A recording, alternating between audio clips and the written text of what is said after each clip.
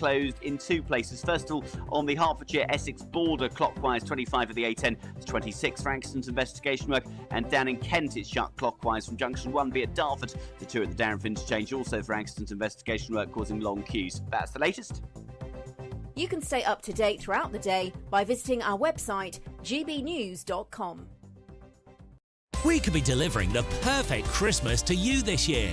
First, we'll give you £20,025 in tax-free cash. Then we'll give you £5,000 to spend on all of your Christmas presents, with a further £500 in vouchers to spend at your favourite supermarket. Finally, a GB News Christmas goodie bag. You'll get it all in time for the big day. For your chance to win, call 0903 681 3232. Calls cost £2 plus your network access charge. Text cash to 63232.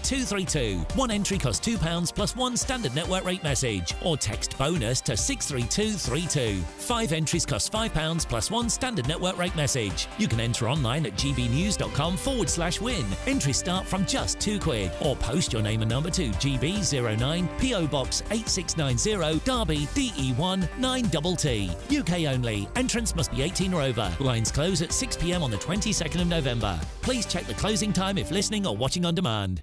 Good Afternoon Britain isn't just about us. The wonderful thing about this programme is it's about everyone watching. It's an interactive programme. Well, there absolutely is something to see here, and we're going to be talking about it more. Whether it's breaking royal news, Will, please bring us up to date, or indeed a particularly punchy speech in the House of Commons. Very, very curious. We bring it to you live, and then we bring you live reaction as well. That's Good Afternoon Britain, weekdays from midday. Only on GB News, the People's Channel, Britain's news channel. Join me, Camilla Tominey, for a frank and honest discussion with those in power that cuts through the spin and gets to the heart of the issues shaping our nation. You haven't confirmed that you want to stand as leader, but you haven't ruled it out either. This report basically says that he's not fit to stand trial. Is he indecisive?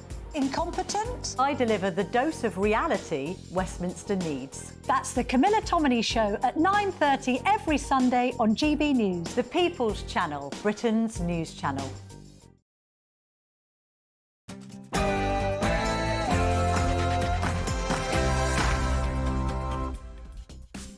Good evening. It was the most anticipated budget in decades. We will discuss the impact on the size of our national debt, on businesses, on pensioners. We'll also talk about the 1p off a pint, whether that really makes much of a difference. But what we'll try and do is to make the whole thing as simple and straightforward as we possibly can, with absolutely bags of comment. But before all of that, let's get the news with Sophia Wensler.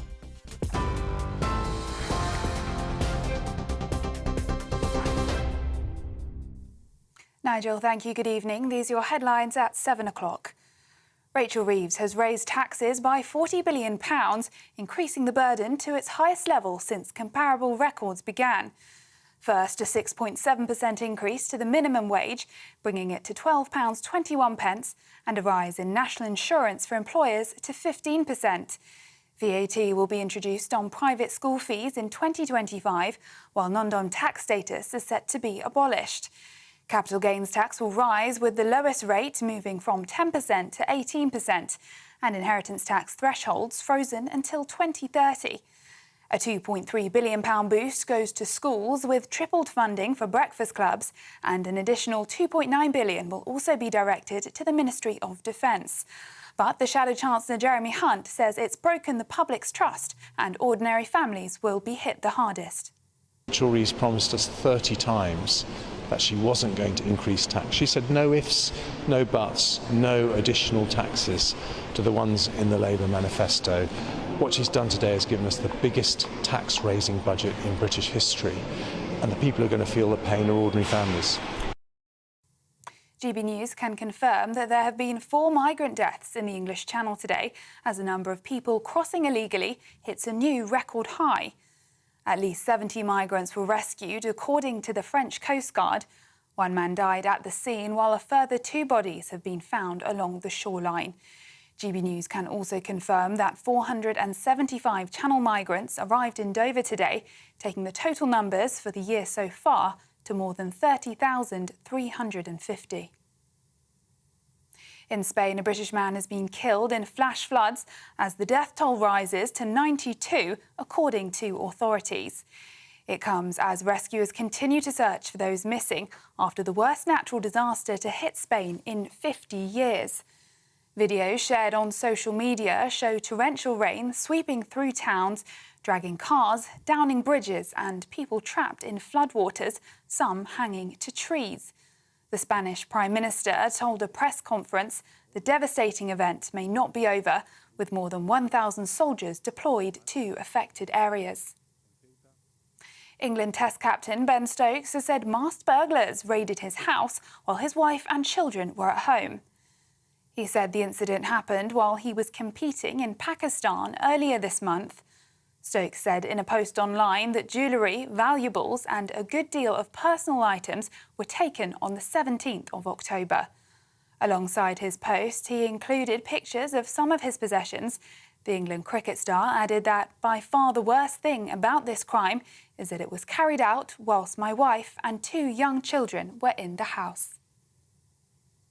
Those are the latest GB News headlines. Now it's back to Nigel.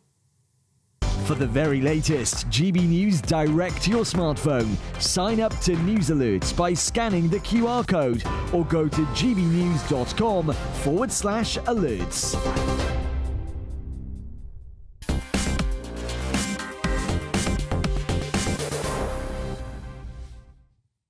Good evening. No, it really was the most anticipated budget, I think, in decades. And kind of it was going to be a doom budget, wasn't it? We were given so much bad news and spin. I was there watching it myself for the first time. I have to say, I thought politically it was really quite cleverly constructed. I thought everyone thinking was going to be a big rise in fuel duty didn't happen. The fact they're going to give £500 million towards potholes may of itself not be huge across the country, but a sensible thing to tell the public. Lots of constant references to the money being given to Scotland, much to the absolute displeasure of the SNP. Clearly Labour using the budget to reinforce the gains they made recently there in the general election. 1p off a pint, which we will discuss later on the show. Economically, I have to say, I sat there thinking this is illiterate. These sums simply don't add up. The idea that the measures that she's taken will bring in an extra 40 billion a year in tax, I simply don't believe. But I thought the most disappointing part of the whole thing were the projections for growth. Now, we've been told this was a budget that was going to be all about growth. Well, it doesn't look like it is. Even the OBR, their report today, suggested that in 3 or 4 years' time, growth will be a mere 1.5%. Well, given you have to counterbalance that with a rising population through immigration, I don't think without budget deficits there will be any growth in the country whatsoever. But you tell me your thoughts. Is this a budget for growth? Farage at gbnews.com. I'm joined in the studio by Andrew Rosendale, Conservative Member of Parliament for Romford, Lloyd Russell-Moyle, former Labour Member of Parliament, Liam Halligan, economist and journalist. Liam, let's begin, and the whole debate through the hour is about whether this is a budget for growth. But let's just begin on the national finances. I just feel that neither party are levelling with the public about just how big the national debt's getting. Well, the national debt, Nigel, is the thick end of 100% of GDP. What does that mean? It means that the debt that we have to pay back as a government, albeit through time, is equivalent to the size of the entire economy in a single year. In context, back in 2009, before the financial crisis, the national debt was about 30% of GDP. Wow. And before COVID, it was about 80% of GDP. It's now 100% of GDP. There's lots to talk about. The sort of big picture of this budget is that Rachel Reeves just increased spending by about £70 billion a year. She increased taxation by about 40-odd billion pounds a year, most of which she tried to blame on a Tory black hole. So that means borrowing more of £30 billion a year. These are very, very big numbers. So what it means then is that the size of that national debt is going to get bigger. The size of the national debt is going to get bigger, but also, and that's, as you borrow more each year, you add up all those borrowings, that is your stock, as we say, of national debt. And when you're borrowing an extra £30 billion a year over 5 years, you're borrowing an extra, well, I did the sums, she's borrowing an extra 142 billion pounds a year over the next 5 years. The market has to absorb that. The government, of course, has to borrow off investors. It can't just conjure up money. Well, sometimes it can, but she's not saying that the Bank of England is going to do that. And my concern is that financial markets won't be able to withstand that. They'll charge the government more to borrow. That's already happening. It started today. And that will push up mortgage rates and personal loans and loans that businesses take on, and that won't do anything to help growth. On the contrary, that will hinder growth. Now, Labour have been screaming for a very, very long time about the mini-budget of 2022 and about how the markets reacted in the way they did, but there's been quite a big market reaction this afternoon. There has. When I last looked, what we call the 10-year gilt yield, I'm sorry to get technical, people are going to want to know about what this means for them, but this is the context. Well, it's a prediction of the interest rate, isn't it? Yeah. So the 10-year gilt yield is what it costs the government to borrow for 10 years from today. And the 10-year gilt yield went up from when she sat down until about 2 hours afterwards by what we call 25 basis points. That means a quarter of 1 percentage point. That's the same amount that the Bank of England cut rates by back in August. We're now in a situation where the Bank of England is saying that the interest rates are going to go down in terms of the base rate, but the market is saying, no, we're putting interest rates up. And when you get a situation like that, that's when you start to get the whiff, and I say this with no pleasure, I don't want it to happen, but you start to get the whiff of financial instability. We will see. Lloyd, does the size of a national debt matter? Well, it does matter, but if we put it into kind of a context of a household, most households have a debt worth 3, 4, 5 times what their annual income is, don't they? Because they have a mortgage. And what Rachel is doing now is she is saying what we'll do is we will going to look at the assets that we have as well as just the spending. So fiddling the figures. No, she is making it more like your home or my budget. She's making it more understandable, I think, for people. And the other thing she's saying is we're having to do some of these things this year, but we have a long-term plan to ensure that we are not continuing to borrow after the third year for spending. And in fact, the OBR think that they'll be able to do it slightly quicker than their rules that they've laid out. But what the OBR don't say is that this budget will be good for growth, because their projections for the next 4 or 5 years are dismal. Well, the projections, yes, are basically haven't changed. I mean, there's a slight adjustment. Labour will say, our team will say that that's partly because of the inheritance that's become realistic in getting into power, and others will say, well, it's just a minor correction. But I think that what the Labour's trying to do is set a solid foundation to say we want to bank what is there, and then we will come back next year and assess how we actually start to move growth to the higher rates. But at the moment, you're quite right. If this were to continue, Labour would not be able to fulfil its pledge of being one of the highest growths in the G20. No. And well, so that's how I feel. That is something that we'll have to come back to. But you can't do growth unless you set the foundations right. And this budget is a foundation budget. Andrew, the Conservatives, 14 years in power, tripled the size of a national debt. Yeah.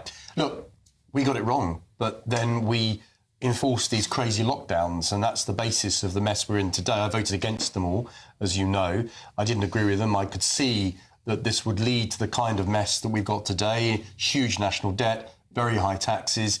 But frankly, whatever mistakes we made, we were leaving office with a slightly better position. Rishi did try and fix it before he left office. What we're seeing today, I'm afraid, Lloyd, is exactly what I expected from a Labour government. We've seen it all before. Labour come into power, they spend, they borrow, they tax, they waste money, and it's never a policy for growth. Just like the Conservatives for the last 14 years. I'm not disagreeing with you. I'm on your side on this. I think we made huge mistakes and we lost power because of it. Yeah. But it really goes back to the lockdowns. Now, we really were wrong to impose such strict heavy lockdowns for the period we did. But of course, Labour wanted them to be longer and deeper. That would have cost us even more money. So we are in the aftermath of that period, and we are paying the highest taxes we've ever paid before. We are going to 100% debt in terms of our national income annually, as Liam has already mentioned. We're in a mess. And what we need is a radical policy for growth, lower taxes. We need to make cuts to public expenditure. And that's where I'm afraid we've gone wrong before. We're spending money without reducing expenditure. We have to live within our means. Yeah, I mean, I spoke in that debate. Obviously, had to sit there for a few hours, but I spoke in that debate, and the point that I was making was we need to change a culture.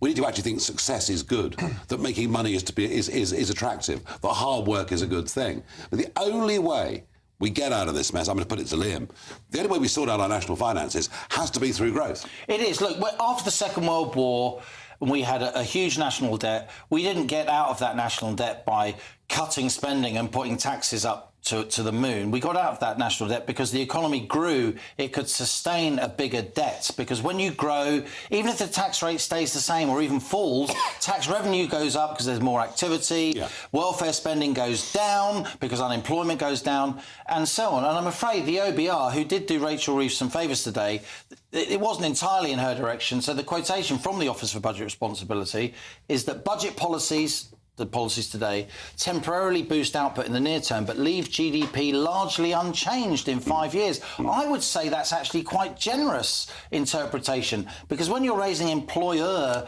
national insurance contributions by 25 billion quid, when you're imposing a minimum wage increase that's massively bigger than inflation, particularly on those small, medium-sized business owners, then where is that growth going to come from? It doesn't strike me that the narrative, the basic message, Labour is the party of high growth, and yet you're just putting taxes up from their existing 70-year high. And the two together. I don't think financial markets, I'm sorry to come back to this, in the end are going to buy that.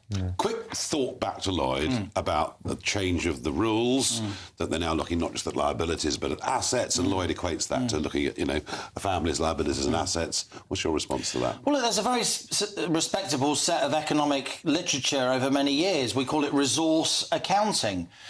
And you can move resource to a resource accounting over a period of time. That is where the state puts assets on the balance sheets, say like social housing or parking spaces or whatever it is, to offset against the liabilities. But in order to take the markets with you, in order to instill confidence, you've got to do it over a period of time. You don't do it in a single move at a dispatch box and then you instantly spend the extra money that you've conjured up. That's the problem. When you move the goalposts for convenience, then are you really doing it for genuine sort of scientific and definitional purposes? And again, I don't really think that investing more money in HS2 is going to inspire growth. I don't think investing money in more schools is going to inspire growth, because that investment in schools, it's actually maintenance. Right, it's maintenance. It's not capital spending that will inspire growth. It's keeping growth where it is, rather than leading to more growth. Yeah, I mean, she said invest, invest, invest. Yeah. But she's going to decide what we invest public money in, and I just kind of think when government tries to pick winners, it often gets it slightly wrong. You mentioned HS2. Interesting.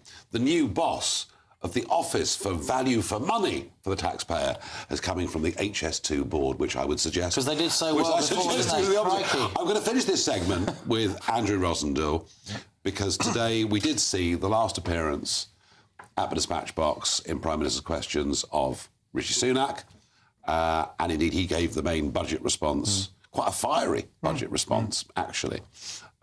Just some thoughts on Rishi Sunak's. Now, he says he's going to spend some time on the back benches, but I would have thought California beckons. But just some reflections on Rishi Sunak's career. Look, Rishi's a decent man. He's an honourable man. He's decent. He's a good guy. We all get on with him. But the fact is that he led us to the worst defeat in our history, and he didn't have the vision that we needed to win that fifth term in office.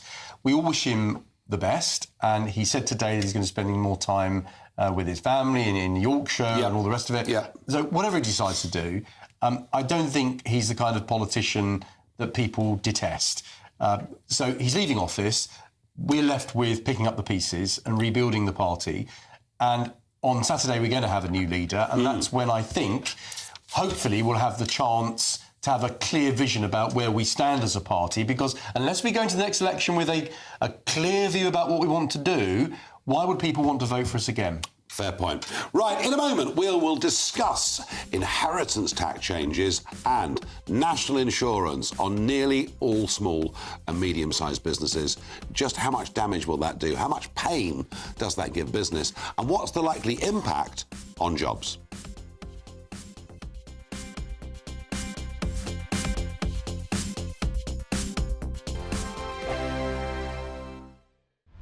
This is GB News, Britain's news channel.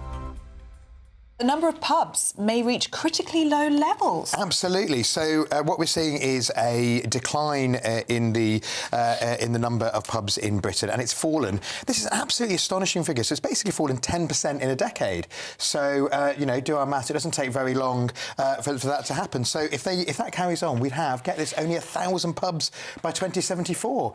So the big question is what will become extinct first: the bank branch on your high street, or the pub on your street corner? And this is a kind of perfect storm for landlords and landladies of, the cost of labour. We remember when the energy prices were at the high, we just realised just how much energy it keeps to keep the lights on in the local boozer. Yeah. As well as, as the cost of the golden nectar itself. So, as they call it in Australia. Well, talking about that, I was mentioning the other day to, was it my father-in-law? I said, when I first started going to the pub, I was 15, Okay. Half a lemonade, half a shandy. I was nearly 16, I got half a shandy. No, we used to have Monday Club, where a pint of Foster's was £1.50, and my father-in-law was saying, I went to London the other day, a pint was £8. Yeah. Can you believe it? Yeah. And when you've got those kind of prices, why wouldn't you just go down the supermarket and get 16 tinnies for £5? So you're going all Aussie now. Put the tinnies in the esky before you have the bar. Good day, mate. Why not? I agree, actually. I think it's concerning. A lot of people look at the high streets and they're very concerned that it's looking quite glum, to be honest. Lots of things are closing. But the reality is it's because people are not buying from the high street. They're not going to the pub, People are just deciding, what they're going to do in their spare time. Are they really going to go to the pub, or are they going to potentially go to, David Lloyd or a Nuffield, join a gym membership? They're just looking at their expenses and just deciding, we're going to actually cut costs, GB News, the People's Channel. If you want your news to be straight talking... This is a nightmare for the Conservatives again. Down to earth. It's not just Nottingham where this is happening, is it? And most importantly, honest. Hard-working, middle-class taxpayers, they'll get the book thrown at them. Then catch me, Martin Daubney, Monday to Friday, 3 till 6 p.m. on GB News, Britain's news channel.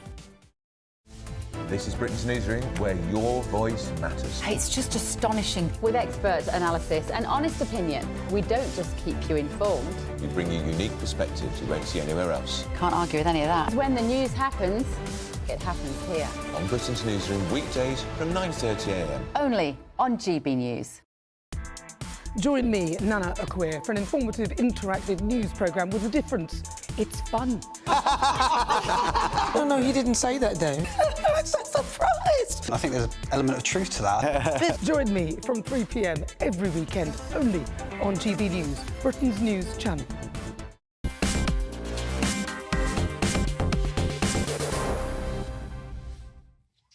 Is it a budget for growth? Some of your responses. Peter says, usual Labour budget, borrow and spend, leave it for other generations to repay. Well, fair enough, but we could apply it to the last government too, I promise you. Brian says, could we please ask Liam Halligan who these helpful people are who lend us all this money? Are they British? Where do they get it from? And why can't we have a discussion about alternatives? Well, we could discuss alternatives, but actually governments raising money through bond markets has been pretty common practice around the world for several centuries. When I was a kid, we called them the gnomes of Zurich. I'm sure you're not allowed to say that anymore. So look, we're talking about big international pension funds, insurance companies, investment banks. A pension fund in particular will have lots of pension policies. It has to, what we call, meet its liabilities, has to pay out these pensions every month. And a government bond is perfect for that because it's an investment that goes up in value a little bit, but it pays out what we call a coupon every year. And pension funds, insurance companies can use that to pay out their premiums in a prudent way. Meanwhile, they're using their massive stock of savings of the government, of the country, lending them to the government so the government can hopefully do something with them. There's nothing irresponsible about it at all. No. In a sense, the answer is you. Unless you borrow too much. Yeah. In a sense, the answer is you. You're the one buying gilts. You don't know you're buying gilts, but you are, because that's what your pension fund and gilt, of course, is the nickname for the 10-year government bond. They call it. Because they used to have a bit of gold on the edge of the certificate. It's called gilt-edged. Yes, I know. Very few people do, but I do. Quick thought, Liam. Inheritance tax, controversial tax, but it brings in about £5.5 to £6 billion a year to the Exchequer. That amount's going up every year with housing stock, etc. But a controversial change in agricultural inheritance. The headline rate of inheritance tax stays where it is, and the thresholds for ordinary households stay where they are. 325 grand a year for each person, 500 grand if you're leaving your principal residence to your family, and the married couple or people in civil partnerships can combine it. So a house worth £1 million can be passed on without incurring what we call IHT. Rachel Rees, I think, sensibly kept that where she was, though I'm sure lots of people in her party didn't want her to, but she did. The two controversial elements of IHT change today, one of them was on farms, because the threshold above which you pay IHT on farms came down to £1 million. Now that sounds, it was much higher. There wasn't a kind of absolute threshold. It was on a sort of case-by-case basis. £1 million may sound like a lot of money, but that's not £1 million for the farmhouse. It's £1 million for the farm and all the land. So that's actually quite a modest farm. So worries. There's a concern that if you have IHT on farms, the farm ends up breaking up in order to get around the IHT until they become non-viable. And the other aspect of this was IHT is now going to apply to pensions that are left, which is a big philosophical change, crikey, because a pension is off, you know, you've paid out you're already taxed on a pension on the way out as it is, and also on some business shares that are left to children. They will incur IHT. OK. Let's go to Richard Payne, who is a farmer and business owner. Richard, who I think feels he's going to be directly impacted by this budget. Richard, you're in Somerset, I understand. What are your concerns? Good evening, Nigel. Well, Good evening. I think, like the rest of the industry, I'm sort of shocked and pretty devastated by the news, because we'd had an assurance from the Minister for DEFRA, Steve Reed, and the Prime Minister that APR would remain unchanged on farming land. And so this will have a huge effect on perhaps 85% of farms, which are family farms. Wasn't the argument, Richard, that because of no inheritance tax on farmland, that what it had done, it had forced values per acre up to absolutely ludicrous levels, which meant new people coming into the industry was very, very difficult? You have a point in that. I think, agriculture has always been a silly equation, i.e. you can never really buy land out of income earned from agriculture. It's too expensive. And therefore incomers into farmland, have perhaps not helped us in some respects, because they could perhaps be buying it only for a tax avoidance purposes. But I mean, £1 million, that's probably a house and about 20 acres now in the countryside. That's a small holding. It's not actually a commercial farm. I mean, we farm about 700 acres. We own 500 of those, 550. I mean, I've written down some figures. On my death, the estate would have to pay £128,000 a year for 10 years, because you get 10 years to pay off inheritance tax on land and property. And that's paid net of tax. Well, we don't make that money now. No. So, my worry is it'll break up, at the moment, just viable farming units. Who will then want to buy land, because knowing what the inheritance tax liability might be in the future, and what is the knock-on effect for the rest of the rural community? I mean, I would say we're quite efficient. We're not profitable, but we're quite efficient. There are probably 20 people that rely on me being in business, whether they're a mechanic, a machinery dealer, a banker, an insurance agent, that sort of thing. So the knock-on effect is going to be absolutely catastrophic. Thank you for coming on and so eloquently laying that out. Thank you very much indeed. Lloyd, I noticed in the House today people from all parties getting up, expressing concerns. And I think the way that Richard just articulated that basically £1 million is a small holding, not a farm, they might have to rethink this one. I suspect they might have to look at the details and the limit. So I think there's two elements to that. First of all, do you include the residential property in that? At the moment it is. But if you could exclude the residential property, which already then has a form of relief anyway, or for a spouse, and then a partial higher threshold for residential property, that suddenly makes it more feasible.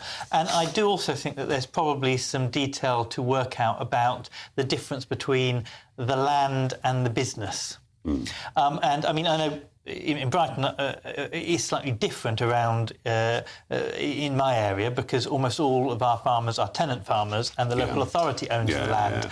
But for example, there they would be inheriting the business but not the land, and the business would fulfil under that threshold, and they would be not broken up as farm units. So it might well be that you look at the underlying policy of what do you consider land ownership, and do you want land ownership to be held by the business, or actually is there a different way that land ownership should work as opposed to farming? This debate's barely started, let alone over. I'm sure of that. Now, secondly, the really big thing here is that for businesses who are paying more than £100,000 a year in salaries, that's most small businesses, there is going to be a 2% increase in their employer national insurance. Got a friend of mine in Essex, runs a small business, says the rise in NI is going to cost me 32 grand a year, another 6 grand a year in minimum wage. We will have to cut one of our staff to pay for this. This is going to raise about half the revenue they want. It's going to raise about £25 billion a year. It's a huge tax rise. Employer national insurance has going up to 15% from 13.8%. But the real mic drop moment was then Rachel Reeves dropped the threshold, again, making it quite complicated. So maybe regular folk find it difficult. Not difficult to follow. They haven't got the bandwidth to follow. They're living their lives. She's dropped the threshold down from £9,100 a year. This is the threshold you can earn before your employer pays national insurance, down to £5 grand. And that is going to lead to a lot of jobs that exist not actually existing. Sort of casual jobs. Yeah, even the OBR suggests that this is going to lead to a lot less employment and is going to be feeding through onto workers. This, of course, is the heart of the dispute about whether or not Labour's broken its manifesto pledge not to increase NIC on workers.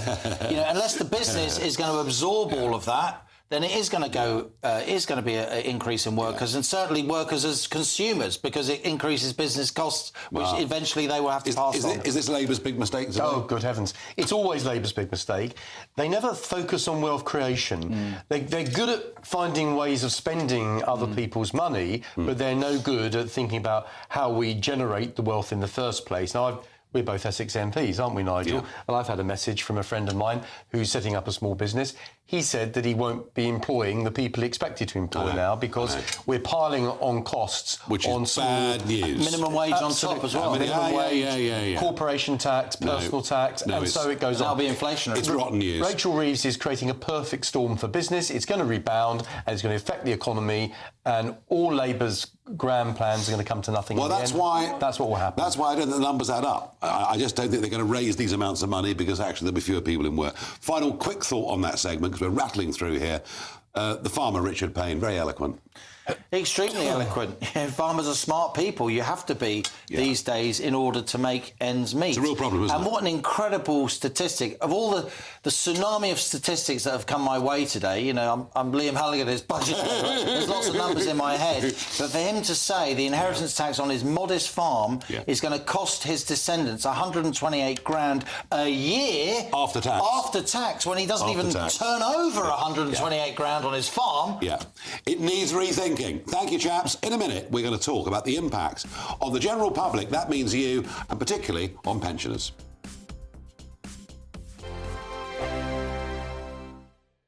Hello, good evening, and welcome to your GB News weather update from the Met Office. Through into tonight and tomorrow, it's going to stay cloudy, mostly dry though. Some light rain just creeping into the far northwest of Scotland. And we have high pressure currently building over the country, and it's generally a blocking pattern. So this high pressure not really changing through to end the week and into the weekend. So conditions are generally remaining fairly similar. As we head into this evening, it should be largely dry for many of us, mix of cloud and clear spells. We may see some mist and fog develop under those prolonged clear skies too. Bit of a change across northwest Scotland, though. Some outbreaks of rain and drizzle just creeping into the northwest Highlands and also across Shetland too. Some outbreaks of rain by the time we reach tomorrow morning. We'll also start to see some blustery winds under those cloudier skies too, so turning quite breezy, particularly around exposed coasts of Scotland. Some light outbreaks of rain and drizzle, some longer spells of rain across parts of Shetland, but elsewhere it should be largely dry for Northern Ireland, northern parts of England, though that cloud may be thick enough around hilly areas to produce some drizzle at times. So a mix of cloud and some brighter spells across the rest of England and Wales, and where we see that high pressure stick around, that means conditions are staying largely settled. Lots of dry weather around, once again a mix of cloudier skies and also some brighter spells. Fairly damp though across the northwest of Scotland and fairly breezy around those coasts, and those outbreaks of rain sticking across the Northern Isles through much of the day. Temperatures are just above average for the time of year, so if you catch any of the brighter weather, it should still feel rather pleasant for this time in October. Fairly similar for Friday then, largely dry, though fair amount of cloud around, and we will see outbreaks of rain slowly sink their way southwards across parts of Scotland. To the far north of this, though, it should turn largely bright, though we can't rule out a few showers, and it is going to be feeling chillier here too. May even see some wintry flurries across Shetland. To end the week and into the weekend, staying largely similar, with temperatures remaining mild. Good Afternoon Britain isn't just about us. The wonderful thing about this programme is it's about everyone watching. It's an interactive programme. Well, there absolutely is something to see here, and we're going to be talking about it more. Whether it's breaking royal news, Will, please bring us up to date. Or indeed a particularly punchy speech in the House of Commons. Very, very curious. We bring it to you live, and then we bring you live reaction as well. That's Good Afternoon Britain, weekdays from midday. Only on GB News, the People's Channel, Britain's news channel. Mark Dolan tonight is your weekend dose of news, debate and entertainment. This sounds like a wild conspiracy theory. Don't miss My Big Opinion. Mark Meets and My Take at 10. Democracy is a funny old thing. And we don't do boring, not on my watch. I just won't have it. Let's go and get another glass of that bubbly. You've earned it. That's Mark Dolan tonight, Saturday and Sunday, 9 to 11, only on GB News, the People's Channel, Britain's news channel.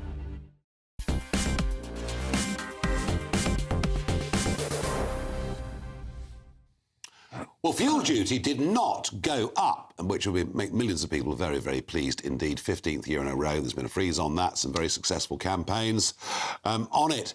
But the pensioners' winter fuel allowance, that stays as it is. It's going for most people, unless they're on pension credit. I'm joined down the line by Sue Ashcombe-Hurt, pensioner and GB News viewer. Sue, no change on the removal of the winter fuel allowance. I guess you're feeling pretty unhappy with the budget. I'm always unhappy with the Labour budget. I have been for the last 40, 50 years. But this one is particularly bad. I mean, they think they're doing the pensioners a favour by giving us 4% increase in our pensions. What people have to realise is that the poorest pensions, the oldest pensioners, of which I'm one, get a lower pension than is always quoted on TV. You always quote £11,502, I think it is, on the TV. I get £8,814 for my pension. So that's nowhere near 11,000. So 4.1 on mine perhaps covers the £300 that they've taken off me. But then, because I have a small company pension, which is even less than my state pension, it just takes me over the maximum that you can earn without paying tax. So that will just take me that bit more over the threshold of paying tax. So I'll probably pay just more tax. Yeah. So not a lot for pensioners at all, in my view. No, and you raise a very interesting point, Sue, that there are, because of depending on when you were born, there are two different rates at which pensions are paid out, something that most people don't really understand. Sue, sorry it wasn't a better day for you, but thank you for coming on and sharing your thoughts. Poor old Sue, it's rotten, this, isn't it? It's rotten that we have this sort of complete cliff edge. And we haven't mentioned those dreaded words so far, Nigel, fiscal drag. No, the idea that thresholds stay and wages and benefits go up, so more people, they pay tax on their benefits and their pension income, as you just heard, sadly, from Sue, and also on their wages. And look, the personal allowance is roughly 12.5 grand a year. That's been stuck where it is for a long time. Yeah. And even somebody on what we call the old basic state pension, like Sue, when the other bits and bobs in her life are included, she ends up paying tax. Another big aspect of the budget today, which hasn't had much attention, is that, I mentioned it in the last segment, that pensions that are left to spouses will go into IHT, which is, for me, it's retrospective taxation, right? You've saved all your life thinking that you're going to leave money for your partner and then you're going to pay tax on that. That is a major philosophical change, in my view, and it's part of a much bigger philosophical change. Just one number we haven't mentioned, a big picture number, Nigel. Public spending is going up £83 billion a year, higher than forecast back in March as a result of this budget. It settles then, public spending at 44% of GDP, right?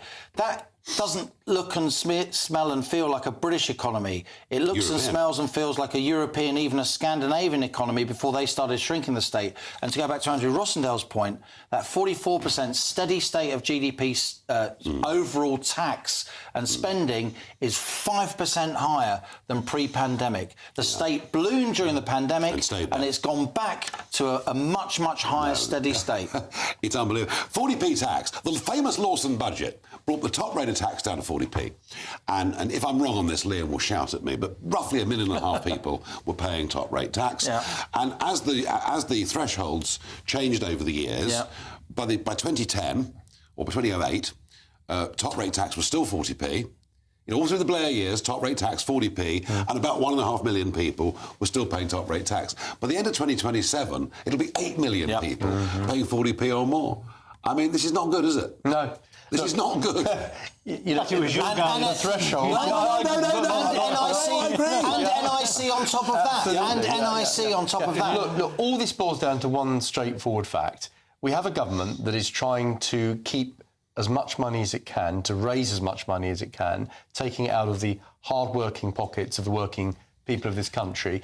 And we can't get back on our feet as an economy unless we live within our means. That means cutting expenditure, it means less borrowing, it means lower taxes. We need a growth agenda. And that's what my previous government didn't do. I agree with that. But this government is 10 times worse. No, this is rubbish.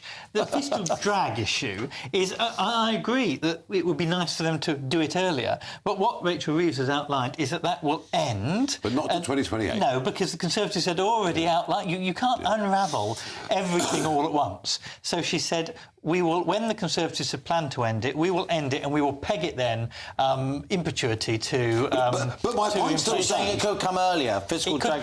It could come earlier if the money is there. But what she's saying is there is a hard stop to saying that this can't go on anymore. 8 million. That is different from the Conservatives. Lloyd. The Conservatives never said that in such 8 clear million paying 40p or more, but by the time that happens, a lot of it. But let me ask you, let me finish this segment with a separate point we've not talked about and barely got talked about in the House of Commons today.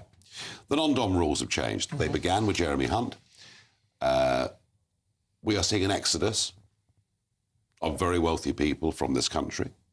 They are going to Dubai, they are going to Monaco, as is their choice. More worryingly, as we get rid of all non-dom status, there are cities like the Milan region and Lisbon who are offering their own, effectively, non-dom deals to young British entrepreneurs. And I do worry that the billionaires leave, but I really worry that the young 30-something entrepreneurs are going as well. And this budget did nothing to stop the exodus that was begun by the last government. Well, the billionaires are a bit of a distraction. I mean, there's not huge numbers of them. The millionaires and the multimillionaires, of course, you don't want to suddenly see everyone leaving. But they are.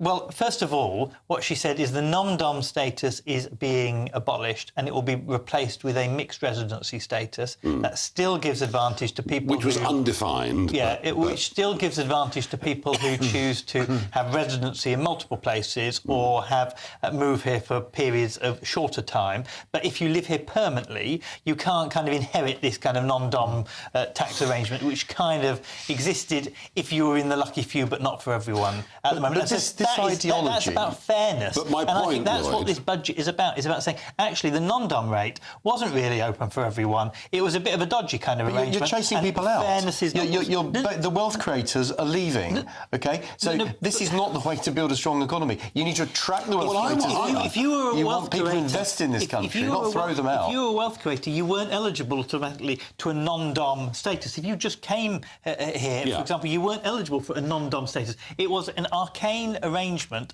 that needed to go. And it's being replaced with a fairer system. People are leaving, including young 30-something entrepreneurs. That is really bad news. It's a disaster for us. We will see. Look, there's always lots there's lots of talk before a budget. It's happening. It's happening. They never get it. They don't believe it. We will see. It's in the numbers already. In 1978, the brain drain, people leaving the country because tax and regulation were completely unreasonable. I worry there'll be more of it. It didn't happen in 97.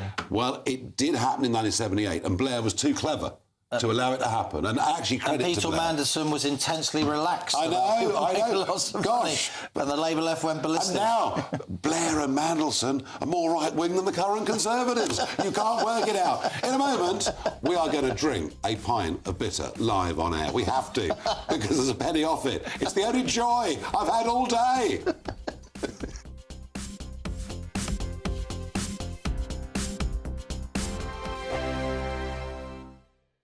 This is GB News, Britain's news channel. Well, let's speak now to Sales Director at Savills for Quinta Properties, Raquel Santos, who is live for us in Portugal. Raquel, good to see you this morning. Why are all these celebrities flocking to Portugal all of a sudden? Yeah, I guess it's just because of basically the great lifestyle that we have, security, Portugal has kind of been a hidden, tucked away gem for quite a while that people didn't realize existed. And with the international flights that, with the American flights coming in, it's kind of been put back on the map as a country that's worth visiting and worth investing in due to the secure investments that we offer in real estate. Raquel, is it anything to do with tax rates? Because I think capital gains tax is, I think if it's over a certain amount, you pay half of your rate, which is 28%. Capital gains on shares and cryptocurrencies is 0. Is it anything to do with that? Because over here in the UK, big storm at the moment about millionaires apparently leaving in exodus because of the mooted increases in taxes in just a few weeks. Yes, so obviously the alterations that are happening with the UK in terms of the tax that's being implemented on the capital gains, as you mentioned, we've definitely noticed has become a big drive, mostly on the vendor side as well, who are looking to sell because they don't want to be hit, with these higher capital gains, which is close to coming into effect. Raquel, have you noticed then millionaires, high net worth people from the UK getting in touch with you looking to relocate? Definitely. It's for multiple reasons, obviously, the changes that are due to come into place, obviously, and Portugal just seems to be a safe option always when things do kind of change. People opt to come into Portugal because we're quite steady, we're quite stable. GB News, the People's Channel. Join me, Camilla Tominey, for a frank and honest discussion with those in power that cuts through the spin and gets to the heart of the issues shaping our nation. You haven't confirmed that you want to stand as leader, but you haven't ruled it out either. This report basically says that he's not fit to stand trial. Is he indecisive? Incompetent? I deliver the dose of reality Westminster needs. That's the Camilla Tominey Show at 9:30 every Sunday on GB News, the People's Channel, Britain's news channel. Welcome to State of the Nation, daily plunge into the stories shaping our country. I'm Jacob Rees-Mogg, and Monday to Thursday we bring you the insights, the facts, the truth about how our country is being governed. Because what happens in Downing Street matters down your street. Tune in to State of the Nation every Monday to Thursday, 8 to 9 o'clock. Only on GB News, the People's Channel, Britain's news channel.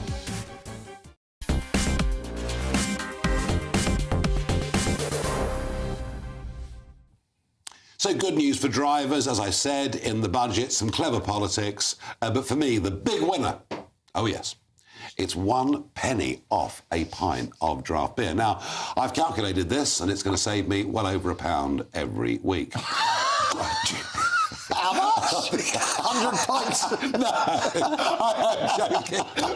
I said that in the House of Commons. There was all anyway, this is the biggest talking pints we've ever done, chaps. So well done. Cheers. Very good to have you here. Cheers. Good debate. Cheers. Thank you. Trouble is, I spoke to a friend of mine that owns a London pub, quite a successful London pub. He said, well, that's all well and good, but the minimum wage has gone up, so I've got to pay people. Yeah. My national insurance for employing them actually is going to have to go up. This actually puts huge pressure on hard-pressed publicans because everyone's going to expect a penny off a pint, and actually the government sold them a dummy because, as you say, their NIC is going up. The students they employ, they've got to pay them £10 minimum wage now, and it's going to make it much, much more expensive. And that's before electricity bills go up again, as more green subsidies are loaded onto our... The biggest cheer today was when the penny was announced, a penny off the pint. You know, when they're taking money in so many other areas. I mean, we haven't mentioned the bus fares. You know, we've got a cap of £2, and now it's that's going up to £3. So giving us a penny back on our pie, but taking it back in so many other ways. The national minimum wage increase will give more people cash in their pockets immediately to spend in the pub trade. And the big problem in the pub trade is there's not enough discretionary money for people to spend and go out and have a pint. I would like to see, personally, beer duty reduced almost to zero in the pub on trade, and on the off trade we should be whacking it up double than it is at the moment. Otherwise we're going to lose the whole culture. But there are social ills from drinking just at home, and there are social gains from drinking communally. I agree with that very much, Lloyd. That's a point well made. But just to counter what you said earlier, if I may, when a publican has those extra costs, it puts extra money in people's pockets for about 2 seconds because it immediately then goes on to the price of what they pay, feeds into broader inflation, pushes up interest rates. It does not work to just think we can, put higher burdens on business and that's going to make people wealthier. It isn't. It's actually going to make people poorer. Well, it may well do, but it's still quite clever politics. It is. And that was the thing I credited it with. One or two of the things she did today were clever. The other one is tobacco taxes. Tobacco taxes now, I mean, the cost of cigarettes in this country is now insane. Was it 14 quid for 20? More for some of them. Wow. It's a lot of money. Obviously, tobacco taxes are going up in excess of inflation. She's particularly hitting hand-rolling tobacco. And here's the point, folks. You push up taxes like this. In Australia, a packet of cigarettes is about 35 quid, right? All that means is the gangs have given up drugs now. There's more money in cigarettes. Fire bombings taking place of shops that are selling them under the counter in Melbourne in particular. Did we get to a point, Lloyd, where we say, actually, putting up tobacco taxes like this isn't about revenue anymore. We just want to change your behaviour? Well, that's the whole point of tobacco tax. I mean, I don't think tobacco tax really has ever been really about revenue per se. I know they always say, well, money can go to the NHS. But it was a lot of money. But it is about changing behaviour. Now, the previous government wanted to ban tobacco completely. I think this government has talked about continuing those policies. I think that's madness, if you ask me, because that will be the licence to criminal gangs. Yeah, completely. I'm afraid what is a much better policy is what they've announced today, which is, yes, we're going to make it a real luxury. Maybe you have 2 or 3 cigarettes a week or 2 or 3 packs a week if you're a very heavy smoker, but you aren't getting through the one a day, the pack a day, because that is just too expensive. We do need to nudge people out of smoking, but I don't think we should be banning people from it because that is where criminals will get involved. And of course, that is a reasonable point. Can I just be really cynical for a moment, if I may, in terms of nudging people out of smoking? Yes, of course. And let me speak as an actuary, right? Let me speak as a sort of nerdy accountant. Yes, of course, it means less money that the NHS has to spend on the symptoms of smoking. On the other hand, people live a lot longer, and then you have to pay them the basic state pension for a lot longer. So does it really favour the public finances? And there was a time, Liam, when actually tobacco taxes were paying way in excess what the NHS costs were. Andrew, how do you feel about all these taxes? I don't want to nudge anyone in any direction. I believe in freedom of choice, and I believe we live in a free society, and we shouldn't be using taxation as a way of almost telling people how to live their lives. You're against the smoking ban? Absolutely, I voted against that, 100%. So, I believe in a free society. Of course, there's risks with tobacco, but people should be able to make their own decisions. And we're using the taxation system as a way of social engineering, and that's something the Conservative Party should never have done. I expect it from Labour, but we shouldn't be doing it as a Conservative Party. The one thing about Rosendale, you can agree with him, disagree with him. He's been very consistent over the years, which is why he's not reached great offices of state, I would suggest. Now, we have about a minute left, and I want to just use the last bit for our conclusions on the budget. Lloyd, your conclusions on this budget, marks out of 10. I think this will go down relatively well. There were a few rabbits out the bag that people were expecting, and they didn't then come forward. For example, the fuel duty, and there were a few other little giveaways. I think the amount of 22 billion for the NHS will please people. The latest polling before this showed that people will consider marks out of 10. People will consider the Labour government a failure if they don't fix social services, not if they increase taxes. Marks I think out of 10 for politics, it was an 8 or 9. Okay. For tax, probably a bit less. Andrew? Look, it's a typical socialist budget. Taking money out of people's pockets, spending it and chucking it into a big black hole, taxing people more, no reform of the public services. We're not seeing more money and then linked to reform. What she said with NHS reform. Frankly, this budget, we will live to regret this. What we need is a Margaret Thatcher-style budget. We're not getting that. We're getting the opposite. You sound like Edward Lee was the father of the house earlier on. Marks out of 10? 0. 0. Edward Lee was wonderful. This is my 45th budget. It was great. Right, 30 seconds left. Sum up, Liam, for us and give it marks out of 10. I would say politically it was canny. Yeah. I would say that economically, unfortunately, it was incoherent. Higher taxes do not encourage higher growth. And for that reason, unfortunately, and I say this with regret, I think financially it could end up being quite dangerous. Interesting. Well, that'll depend on the markets perform and behave. Gentlemen, thank you very much. Now, following up in a moment is Jacob Rees-Mogg, who's going to give us his take on today's budget. Jacob, what's your snapshot thought? Oh, it's a low-growth budget, that it's made decisions that, according to the Growth Commission, will lower growth by 2030 by 3.4%. The ABR's forecasts are miserable. Below 2% growth every year, inflation being higher than forecast, the bond markets have already reacted badly. Yeah. It makes Liz Truss's budget look really very good, and I'm glad Liz will be on to talk about her experiences. Very good indeed. Jacob, thank you. Well, all of that coming up in just a few moments. State of the Nation with Jacob Rees-Mogg and, indeed, the former Prime Minister. But before all of that, the all-essential weather with Honor Criswick.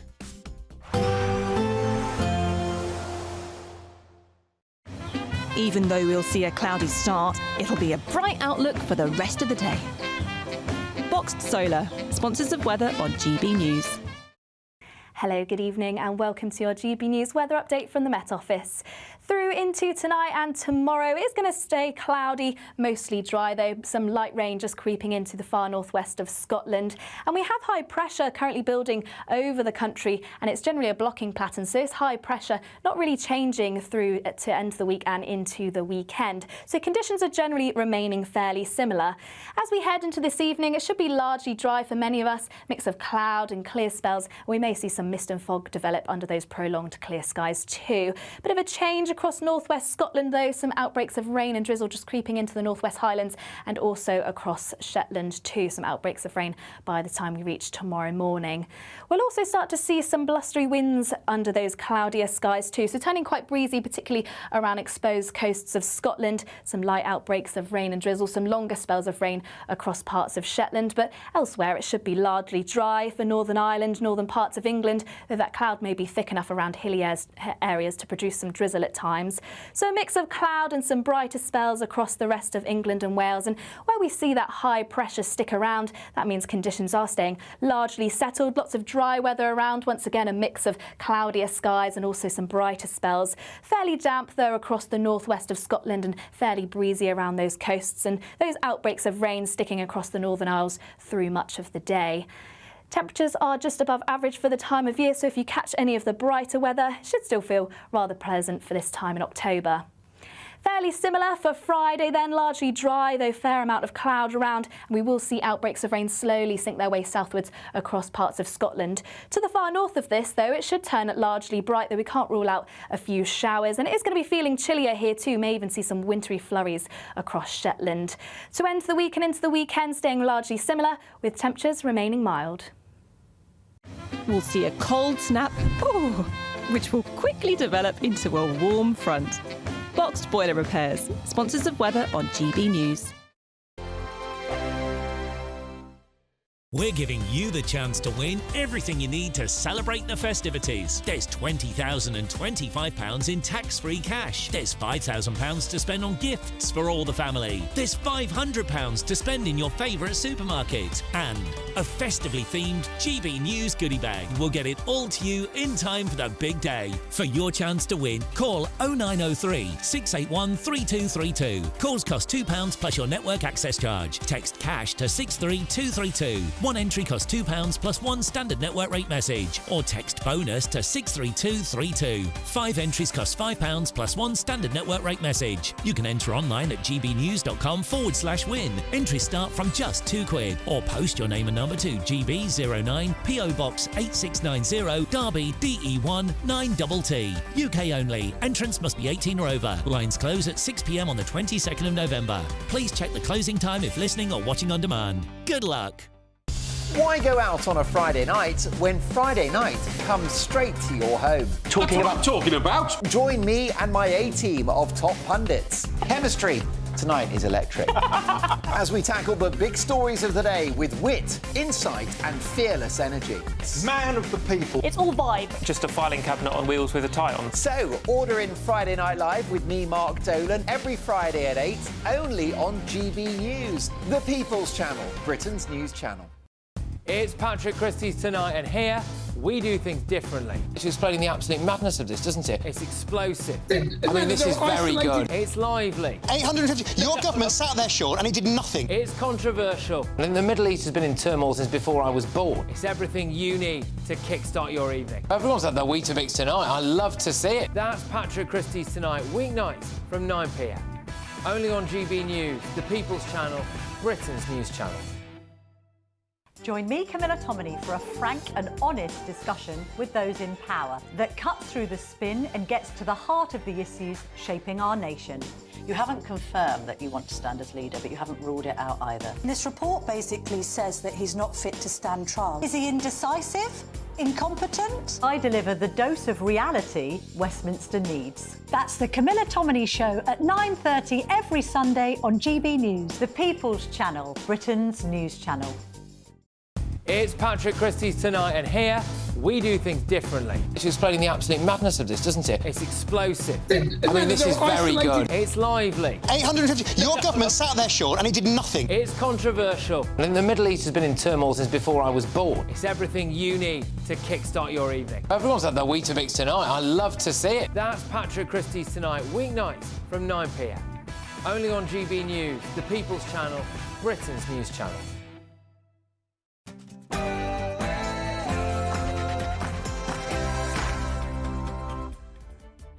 Hello, good evening. It's me, Jacob Rees-Mogg, on State of the Nation Budget Special tonight. Labour has implemented the nation's biggest ever tax rise, raising £40 billion of your money, and we'll explain how this will affect you. We'll be bringing you live reaction from the former Prime Minister, Liz Truss. It was her budget that ultimately led to her downfall, which means she knows more about budgets than almost anyone else. The Labour Party has lived down to expectations and betrayed its promise not to increase taxes on working people, with sluggish growth projected for years to come. All of that and much more with some of the top economic experts of our time to bring you an analysis of Labour's Halloween budget doom. State of the Nation starts now.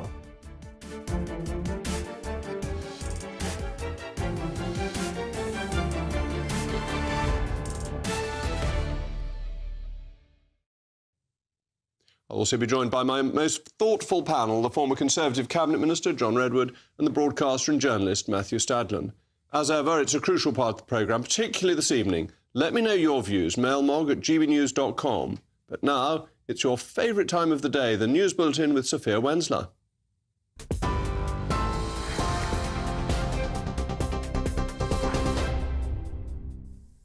Jacob, thank you. Good evening. These are your headlines from the GB newsroom. Rachel Reeves has raised taxes by £40 billion, increasing the burden to its highest level since comparable records began.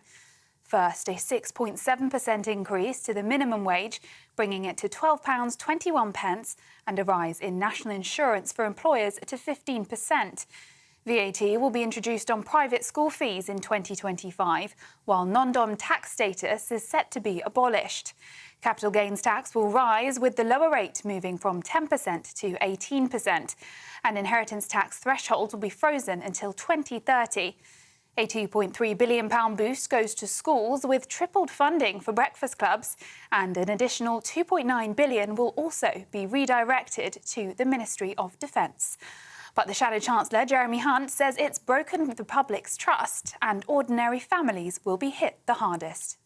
Rachel Reeves promised us 30 times that she wasn't going to increase tax. She said no ifs, no buts, no additional taxes to the ones in the Labour manifesto. What she's done today has given us the biggest tax-raising budget in British history, and the people who are going to feel the pain are ordinary families. GB News can confirm that there have been 4 migrant deaths in the English Channel today, as the number of people crossing illegally hits a new record high. At least 70 migrants were rescued, according to the French Coast Guard. 1 man died at the scene, while a further 2 bodies had been found along the shoreline. GB News can also reveal that 475 Channel migrants arrived in Dover today, taking the total numbers so far this year to more than 30,350. In Spain, a 71-year-old British man has been killed in flash floods as the death toll rises to 97, according to authorities. It comes as rescuers continue to search for those missing after the worst natural disaster to hit Spain in 50 years. Videos shared on social media show torrential rain sweeping through towns, dragging cars, downing bridges, and people trapped in floodwaters, some hanging on to trees. The Spanish Prime Minister told a press conference the devastating event may not be over, with more than 1,000 soldiers deployed to affected areas. Now, the first UK case of a potentially deadly strain of the Mpox virus has been detected in London. The UK Health Security Agency says the risk to the UK population remains low. The person involved had been on holiday in Africa and travelled back to London on an overnight flight on October the 21st. And England Test captain Ben Stokes has said masked burglars raided his house while his wife and children were at home. He said the incident happened while he was competing in Pakistan earlier this month. Stokes said in a post online that jewellery, valuables and a good deal of personal items were taken on the 17th of October. Alongside his post, he included pictures of some of his possessions. The England cricket star added that by far the worst thing about this crime is that it was carried out while my wife and 2 young children were in the house. Those are the latest GB News headlines. More in an hour. For the very latest GB News direct to your smartphone, sign up to News Alerts by scanning the QR code or go to gbnews.com/alerts.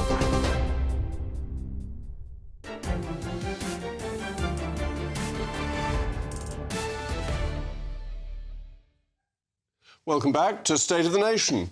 In preparation for the budget yesterday evening, the Treasury portrait of Nigel Lawson, one of the great chancellors of modern history, was replaced with a portrait of Ellen Wilkinson, a founding member of the UK Communist Party. But it turns out that she was more than just that. Ellen Wilkinson, who the Chancellor Rachel Reeves described as one of her leading lights, was paid £500 by the Soviet Union to travel to Moscow in 1921 to visit the Red Trade Union Conference. Guido Fawkes has kindly revealed all this information. Indeed, Wilkinson had an active relationship with Soviet spy Otto Katz from the 1930s, Stalin's main man in Europe, who was regarded by MI5 as the most important communist agent outside Russia. Now, really, what would have been the difference if they'd used a portrait of another former Labour MP and minister? He was actually Chancellor of the Duchy of Lancaster, say Oswald Mosley. Well, all of this made for a fitting preface to today's budget that raided £40 billion of your money. Rachel Reeves began by congratulating herself for being a woman. This is the first budget in more than 14 years to be delivered by a Labour Chancellor. It is the first budget in our country's history to be delivered by a woman. I am deeply proud to be Britain's first ever female Chancellor of the Exchequer.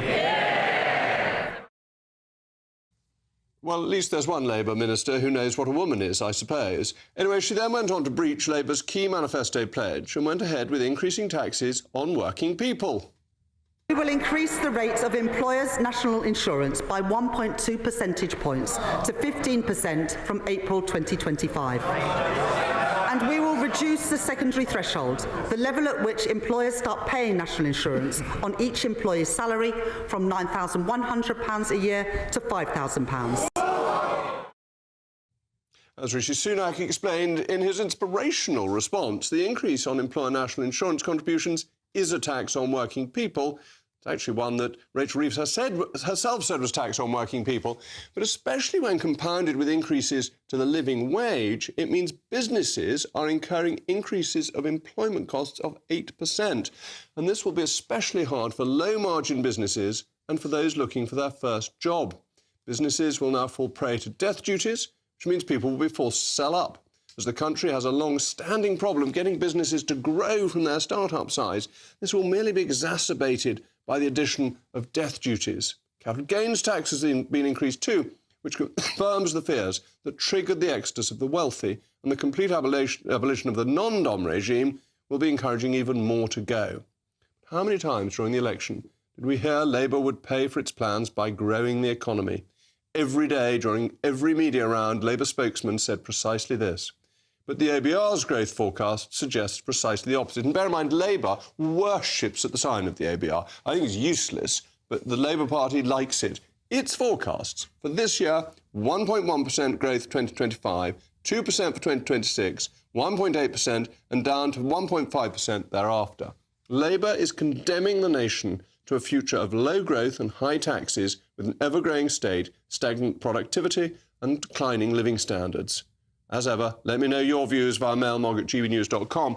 I'm joined now by my most thoughtful panel, former Conservative Cabinet Minister John Redwood, former Labour MP, not former Labour MP, and the broadcaster and journalist Matthew Stadlin. I think we thought Stephen Pound was coming in, but you're definitely not Stephen Pound. I'm sure you wish I was a former Labour MP, Jacob. Oh, well, I'm told to make a very distinguished Labour MP in due course of time. It's an anti-growth budget. It's failed to achieve growth. The gloomy forecasts by the ABR are really the nail in the coffin of this budget, aren't they? Just on the OBR, don't forget it was your guys who brought it in. Yeah, I know, it was a bad in 2010. idea. I thought it was a good idea at the time, but I was wrong. So you have to take that up with David Cameron and George Osborne.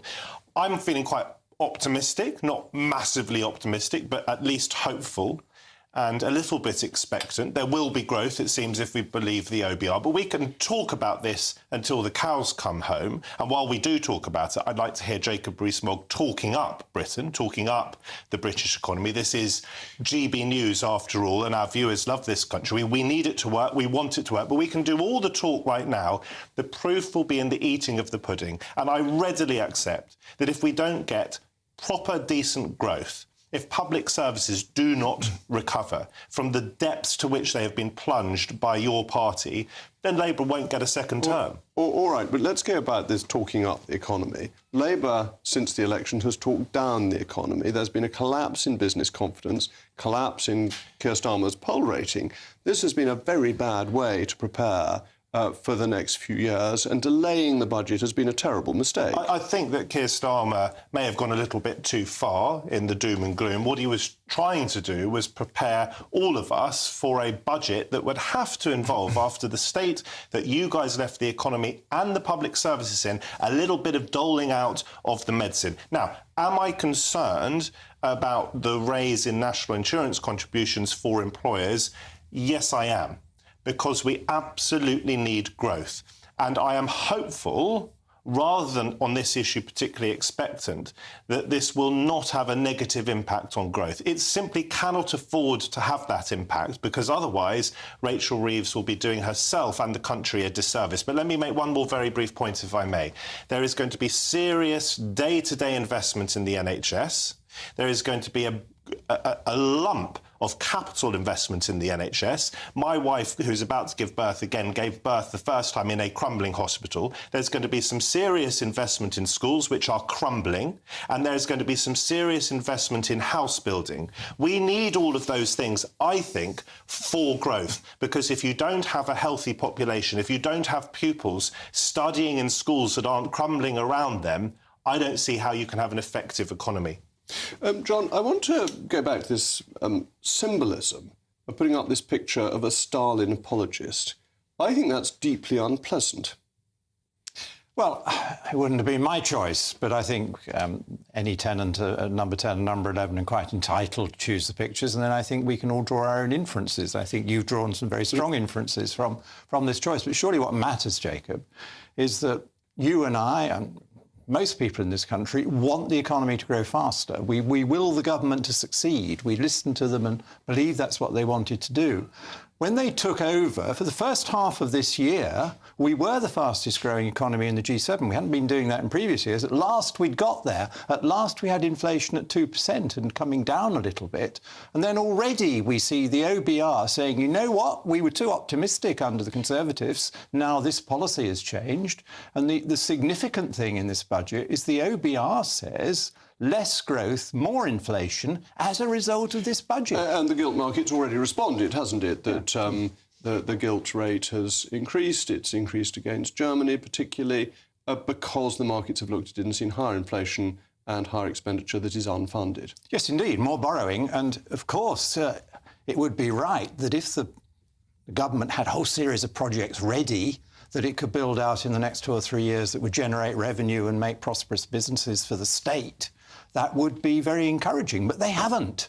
And when they say they're going to spend a load more money on HS2, you know, the Conservatives tried that and it went way over budget, it went hugely delayed. I don't think they'll be any more successful. That will lose us money, it won't give us the growth we want. And we're going to 44% government expenditure as a percent of GDP, 38.2% taxation, the highest taxation in our history. People will change their behaviour. They won't raise this extra revenue. No, that's the danger. And of course, they've clobbered the private sector to pay for these projects they want to have. I mean, 19 billion on carbon capture and storage, which is a loss maker and hasn't been proven at scale. Nobody else is doing this around the world. That is not an investment. That is a cost. And the bigger cost, as you rightly identify, is if you then overtax rich people, people who are prepared to venture their money, people who set up small businesses, people who are trying to grow businesses, which is exactly what this business is doing, there will be fewer of them. They're heading for the exit. And it's not just the super rich leaving because of the non-doms. I've met some people recently who are leaving, who are strivers, who've just got on the ladder with property and with their own company, and they say, you know what, I can do this better in Dubai. Why would you bother setting up business in the UK? Now, capital gains tax is going up, and you're going to get hit by death duties. Why don't you just go abroad and set up a business overseas if you've got a good idea? You can't pass it on to children, and you'll be taxed on it effectively twice. Would you go abroad? Are you going to go abroad? Well, I'm interested in politics, and you can't do politics from abroad. No, but you're also interested in business and making money. Yeah, and I did go abroad as a younger man. But if I were setting up a business, yes, I'd be very tempted to do it from abroad. I don't think so. I think that the businessmen and women who are watching this programme because they believe in this country, because they're proud of Britain, because they're patriotic, and actually they don't particularly want to go and live abroad. It's not unpatriotic to travel the world and make money. That's a patriotic thing to do. I just don't think it will happen because it's not that easy. Britain's got a fantastic tradition of people going abroad and setting up successful businesses. You've just hammered Keir Starmer for talking down British businesses, for talking about down the British economy. I think you've got to start, we don't have to, but I would recommend you start speaking more positively and talking the British economy up. My saying this budget is good when it's bad will neither be believed nor influenced by anybody. Jacob, because we haven't allowed it to settle in. It's a high tax. You've talked about the market reaction. Let me just come back on that, because that's quite important, isn't it? I think you've got to be a little bit careful between knee-jerk market reactions on the day of a budget. Give it time. We've got to move on, but my panel will be back later, because we're going to be hearing from the former Prime Minister Liz Truss, who will be joining me live in the studio for her first full public reaction to Labour's budget.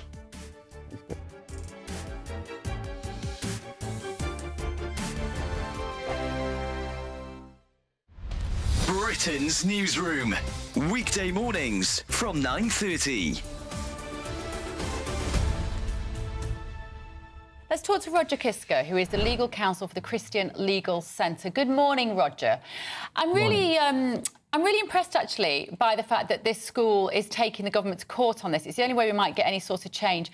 How important is it for these families who find a local religious school to keep their children in there? And are they all billionaires awash with cash? Yeah, I mean, first of all, this is about the fundamental right to educate your children in conformity with your religious beliefs. That's a right guaranteed under the European Convention of Human Rights.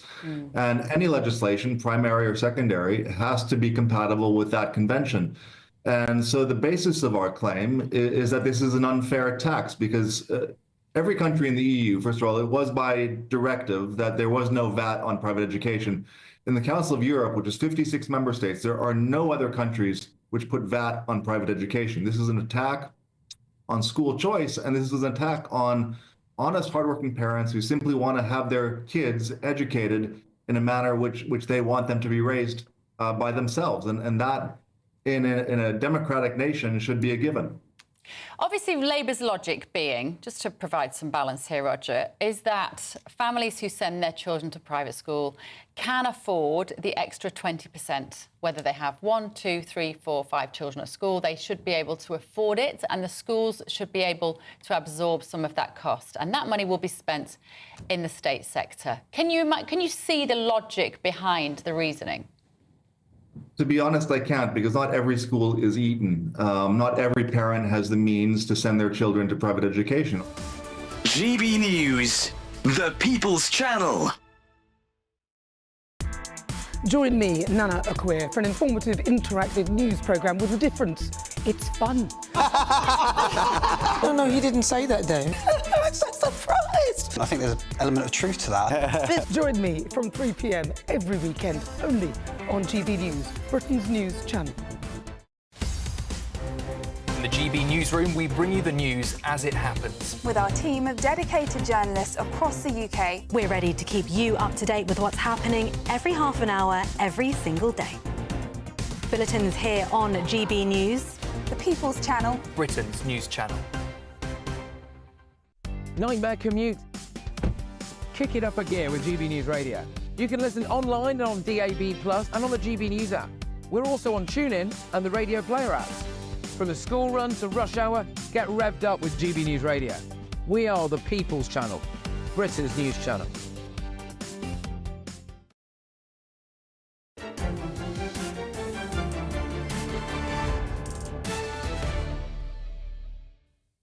Welcome back. I'm still Jacob Rees-Mogg, and we've been discussing the budget, and the mail mogs have come in. Ian Harrison says this was a typical socialist budget: high taxation, high borrowing and high expenditure. End result will be high inflation, high unemployment and low or negative growth. Let's hit farmers, pensioners and the well-off people who will no longer invest in this country. Clearly a budget of envy. And Jade says, I'm a 68-year-old pensioner. I've lost my winter fuel allowance. With no notice, I can't afford to live. I work as a contractor within IR35 to manage to live, and now they're hitting me again with the increase in employers' NI. Am I not a worker? Well, I think that's a very fair question. As we discussed before the break, the Chancellor has implemented the biggest tax rise on record, raising £40 billion. But Labour promised it would grow the economy to fund public services. Yet ABR growth projections are looking bleak for the foreseeable future. Well, I'm joined now by a particularly distinguished panel, the founder of Capital Economics, Roger Bootle, and the interim executive director of the Institute for Public Policy Research, Harry Quilter-Pinner. Harry, let me come to you first, because growth seems to me to be the absolutely key issue. And the ABR is not forecasting that this budget will get us back to historic levels of trend growth. Look, there are two things the Chancellor, I think, needed to do at this budget to get growth up. The first is we've had historic low investment for decades in the UK, the lowest in the G7. She had to get investment up.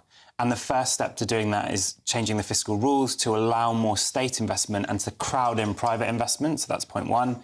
And point two is our public services are on their knees, and that has been holding growth back. So take the NHS, the waiting list. There's too many people who are sick, who want to work but need treatment to get back into the labour market. That's holding back employment and productivity in this country.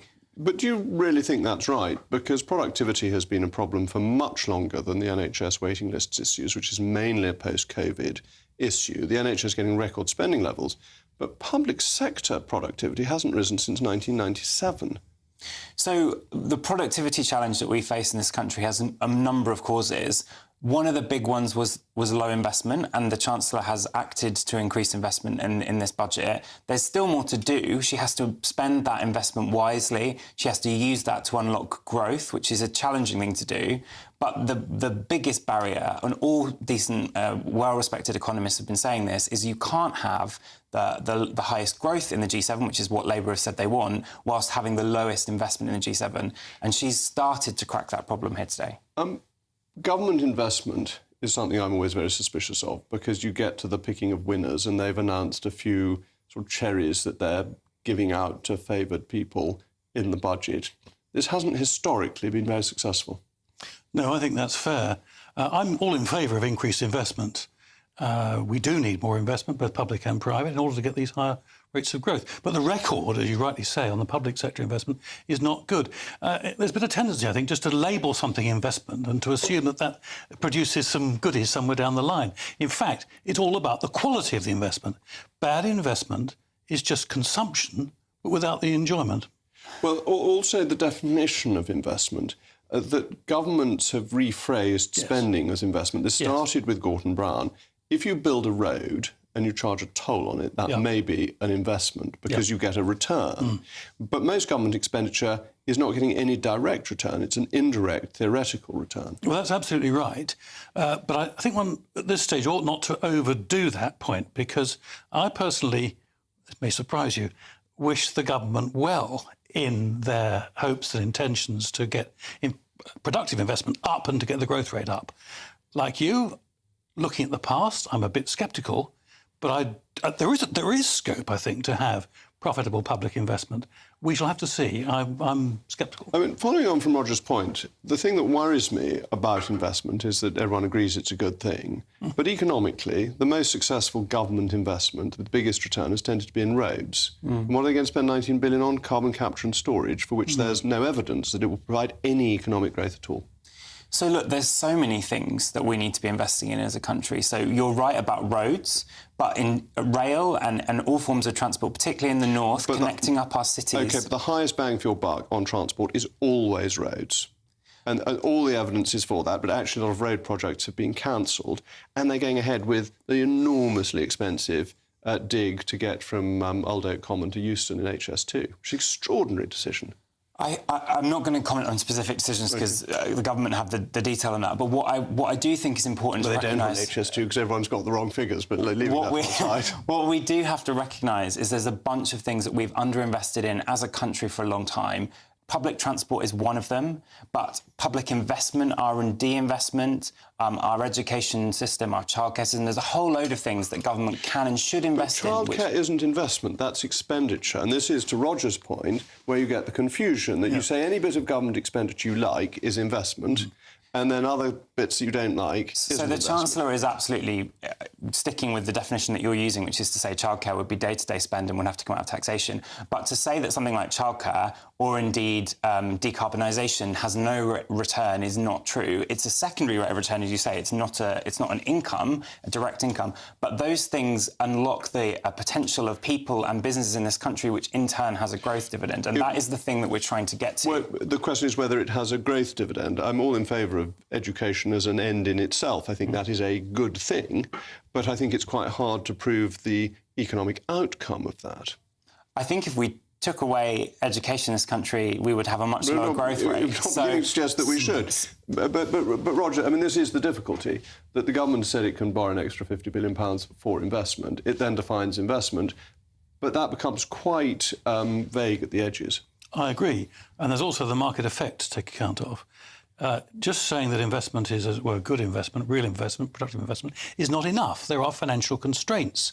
And we saw the markets actually reacting adversely initially. We'll see how they are tomorrow. Actually, I'm also concerned about business investment, Jacob. We've talked about public investment, but surely what the government wants, I think, is to kickstart the private sector as well. It wants to give encouragement to business investment.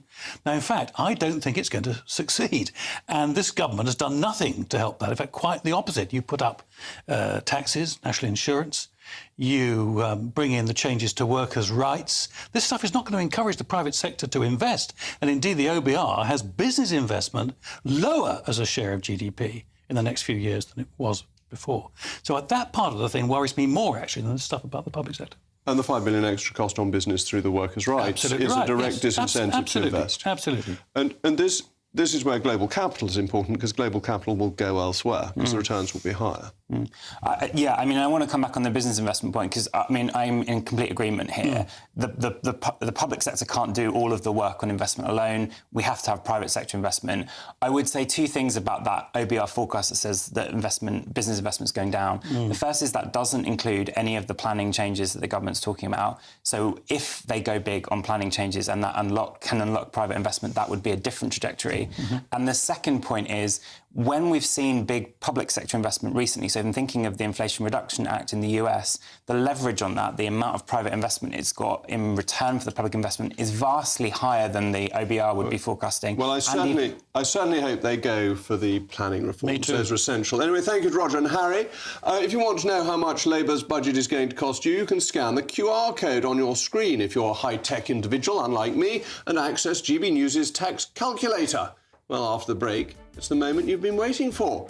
Former Prime Minister Liz Truss is joining me live in the studio for her first full response to this socialist budget.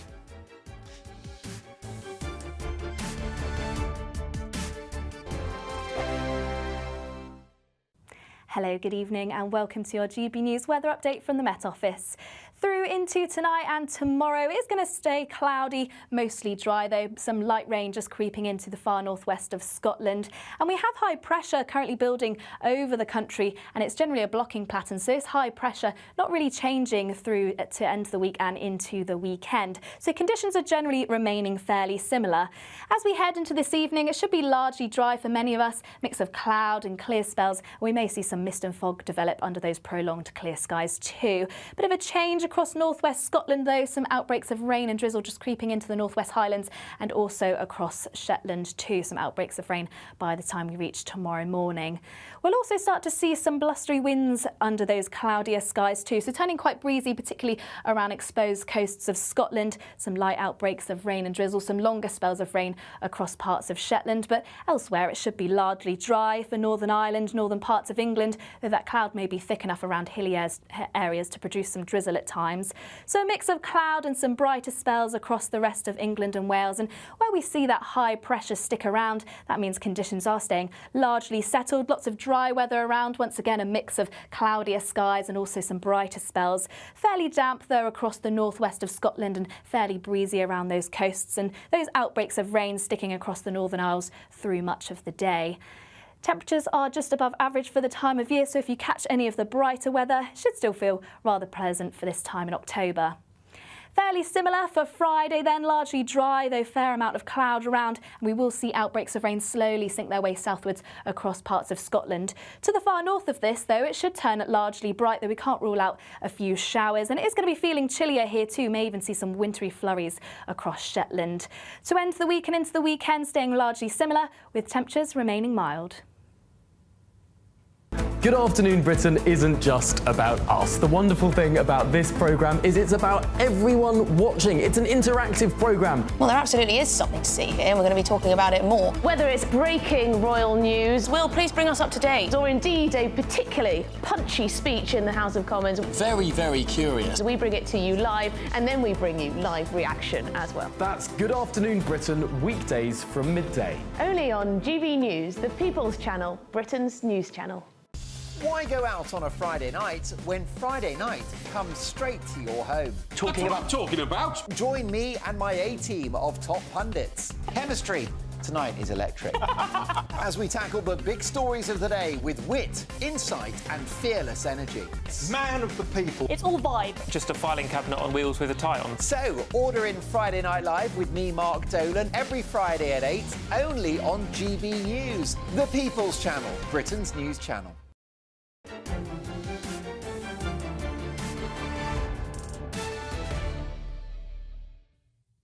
Welcome back to State of the Nation. Now with a metaphorical roll of the drums, it's the moment you've been waiting for. I'm joined by the former Prime Minister, Liz Truss. Liz, thank you very much for coming on. In your view, is this a budget for growth? Could it be a budget for growth? Well, obviously, it's not a government budget for growth. It's putting up taxes to an even higher level than they already are. It's already at a 70-year high. It's putting them up further. And even the OBR thinks that it's going to be bad news for growth. The Growth Commission have put out analysis showing that it will reduce growth by 3.4% over the next 5 years. And the biggest thing that will reduce growth is the massive hike in employers' national insurance. I mean, this will cut jobs. It will make it harder for businesses to employ people. And it will mean more businesses going overseas, which is very bad news for growth. And the employers' national insurance increase is a direct contradiction of Labour's manifesto, which said it wouldn't increase national insurance. Well, it's a lie. They lied in their manifesto, and it is the opposite of what they said they will do, which is increase growth. And this is because they fundamentally don't believe in free market capitalism. This is a very socialist budget. This is saying the only way we're going to generate growth is have the government spend more money. That's what lots of socialist regimes have tried to do over the ages.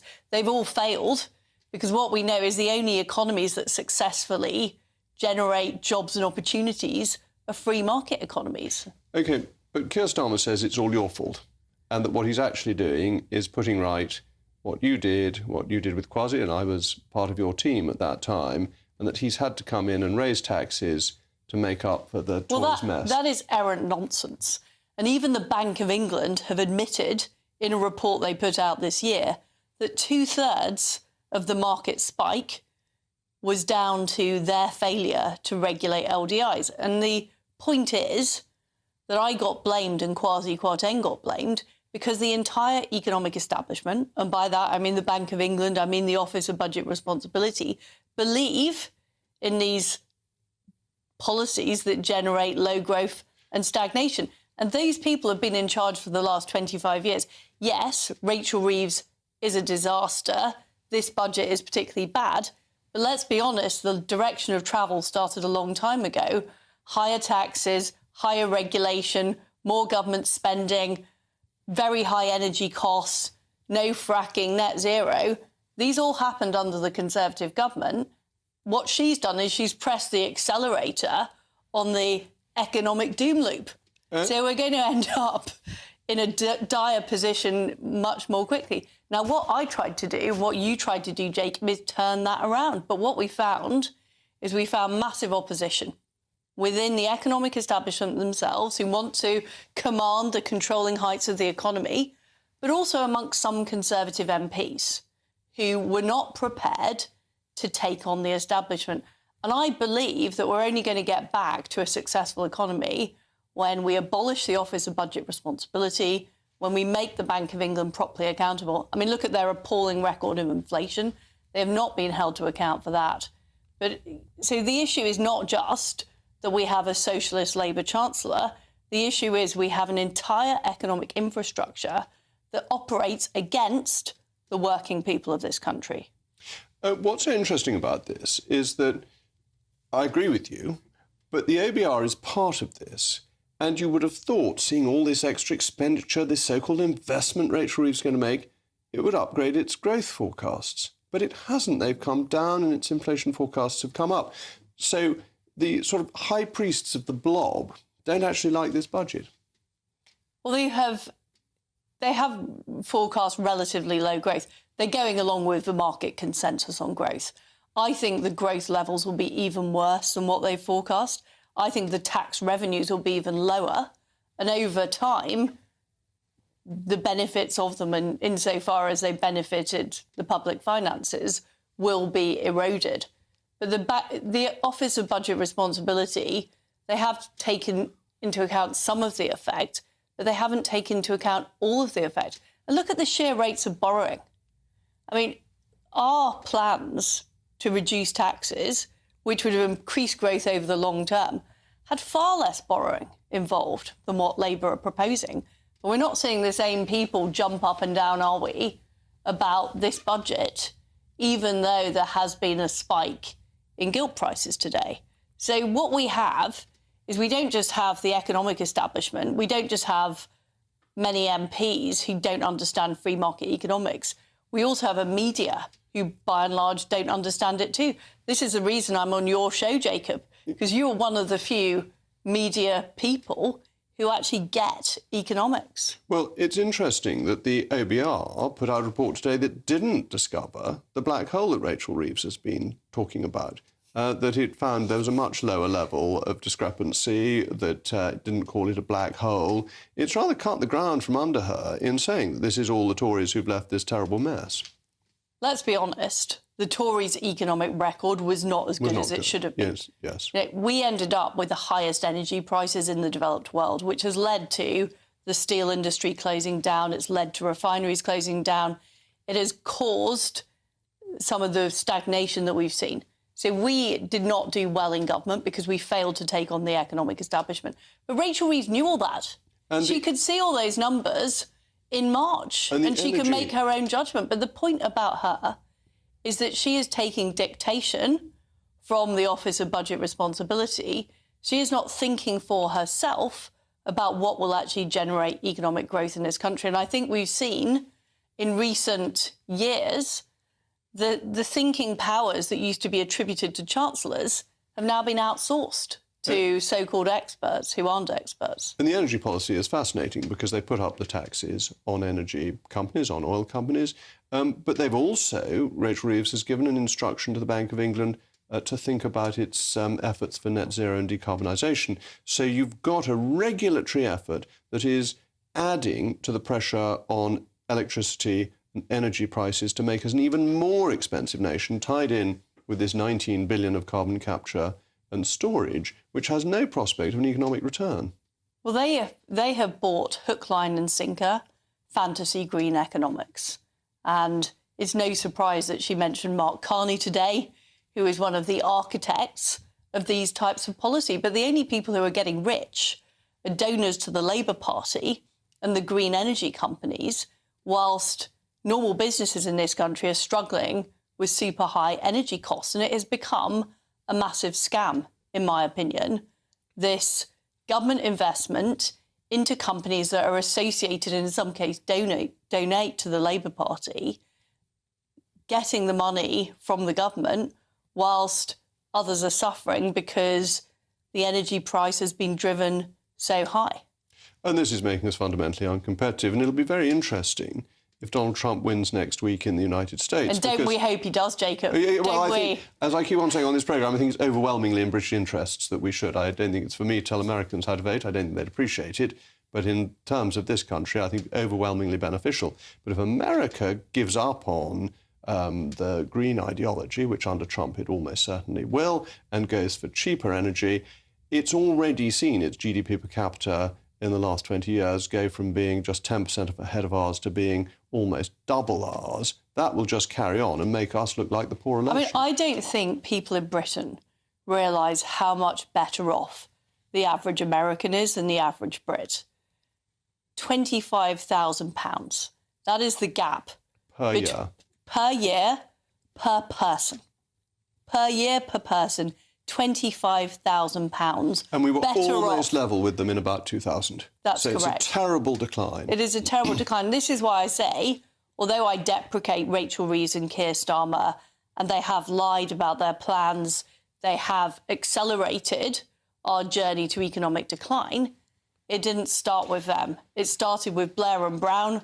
Unfortunately, we didn't do enough to change it, and we've created this massive gap between the UK and America, and it will get bigger under Trump. It will get bigger. And most of the time, we went along with it. You tried not to.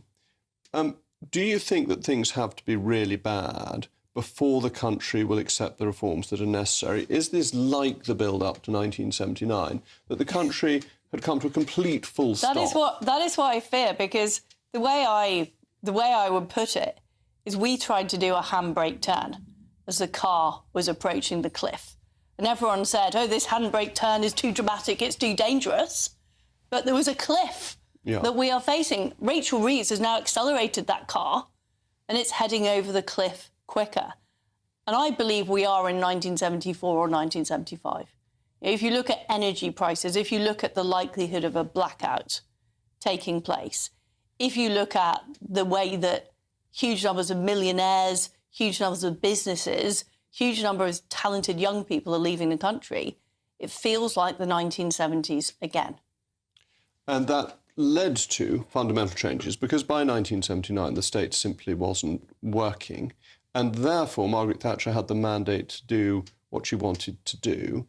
And yet in the early 70s, when Ted Heath had tried something similar, he'd had to reverse from it because it didn't have that mandate. And I just wonder whether you think 2028, 29 will be the time when the country is ready for fracking, for lower taxes, for deregulation, for restructuring the public sector, which has become bloated and inefficient. It's not that it gets too little money, it's that it gets too much, and Rachel Reeves is going to give it even more. And certainly in the 70s, the Labour government had to adopt monetarism because they were forced to adopt much tougher policies by the IMF. They had to go cap in hand to the IMF, and I don't think we can rule that out in this scenario. You know, debt has gone over 100% of GDP for the first time since the 1960s.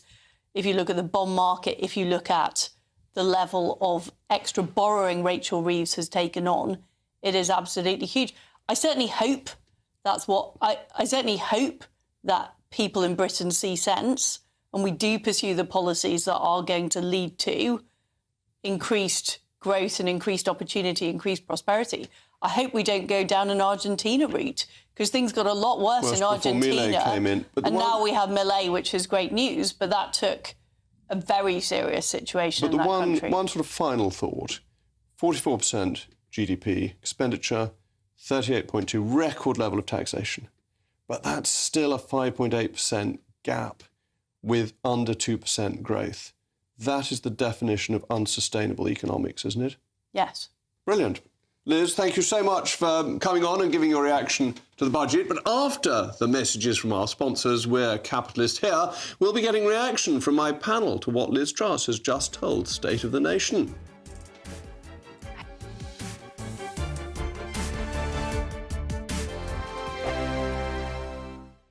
Sunday with Michael Portillo from 11, only on GB News.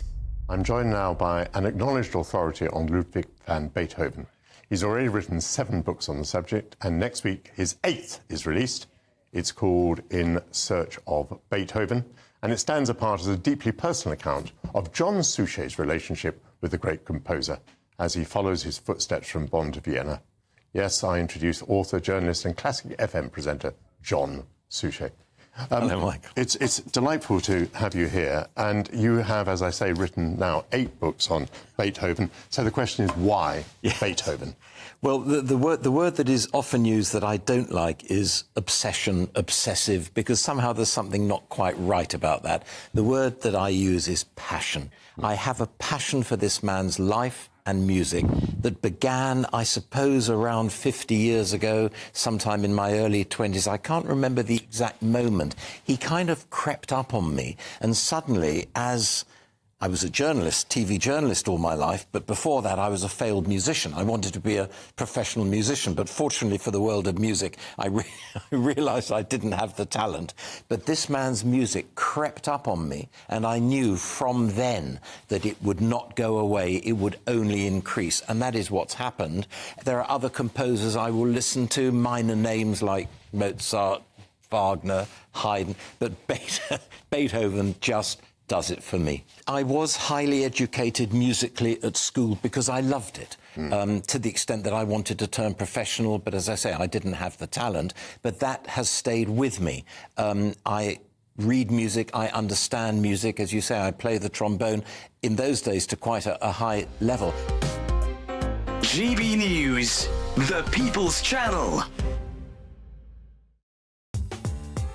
I'm Christopher Hope. From pop stars to politicians, I'll interview anybody in a pub who's got a political opinion. Join me every Friday on Spotify, Apple Podcasts, YouTube or gbnews.com, or wherever you get your podcasts.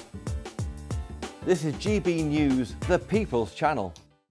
Weekdays weekdays on GB News. Wake up to breakfast every day from 6 a.m, followed by Britain's newsroom at 9:30. At noon, it's Good Afternoon Britain, followed by Martin Daubney from 3 p.m, only on GB News, the People's Channel, Britain's news channel. We're proud to be GB News, the People's Channel, and as you know, we always love to hear your views. Now, there's a new way of getting in touch with us at gbnews.com/yoursay. By commenting, you can be part of a live conversation and join our GB News community. You can even talk to me, Bev Turner, or any of the members of the GB News family.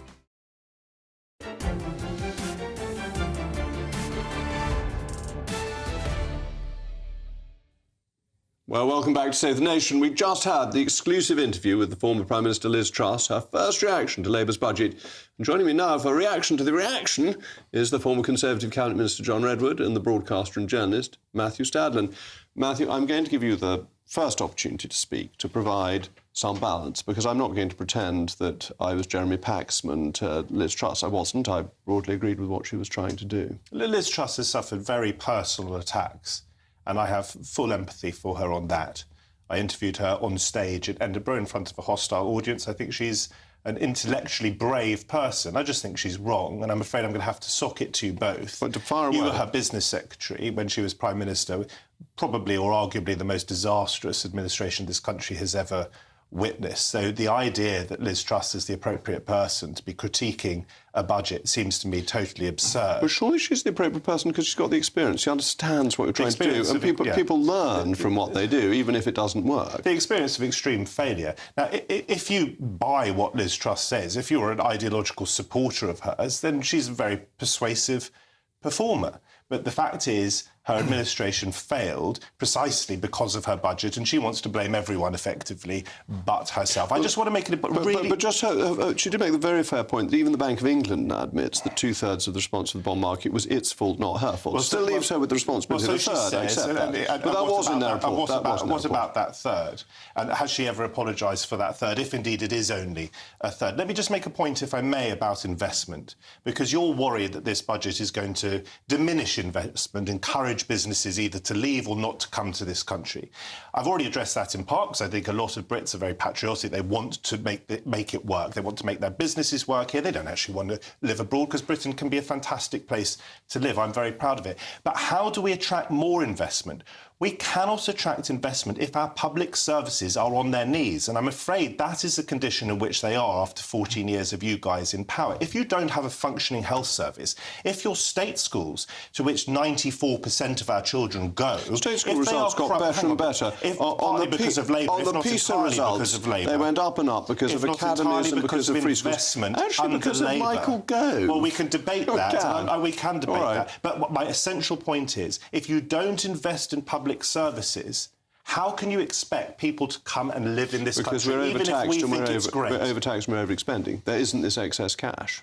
You have to have public services that work, because otherwise, if you don't have broadband, which Labour is committed to improving in rural areas, as well as generally, brilliant broadband in some sense. I can tell you in Wales, where I spend a lot of time, beautiful rolling hills, but the broadband is rubbish. No, Jacob, this is key. You have to have good internet. You have to have good hospitals. You have to have good state schools. You have to have enough homes. We don't disagree with any of this, but the issue is, why is the public sector management unable to deliver it when the last government tipped billions into these services, particularly into health? And this is the challenge for this new government. This is a government of the public sector, by the public sector, for the public sector. And what are they actually going to do to make sure that their 10 or 20 billion extra into health doesn't go the way of the 10, 20, 30, 40 billion the Tories put in, and actually buys us something we want? Let's have and it the key to it all is productivity. And they've got to have managers who know how to get productivity up. You underinvested in capital investment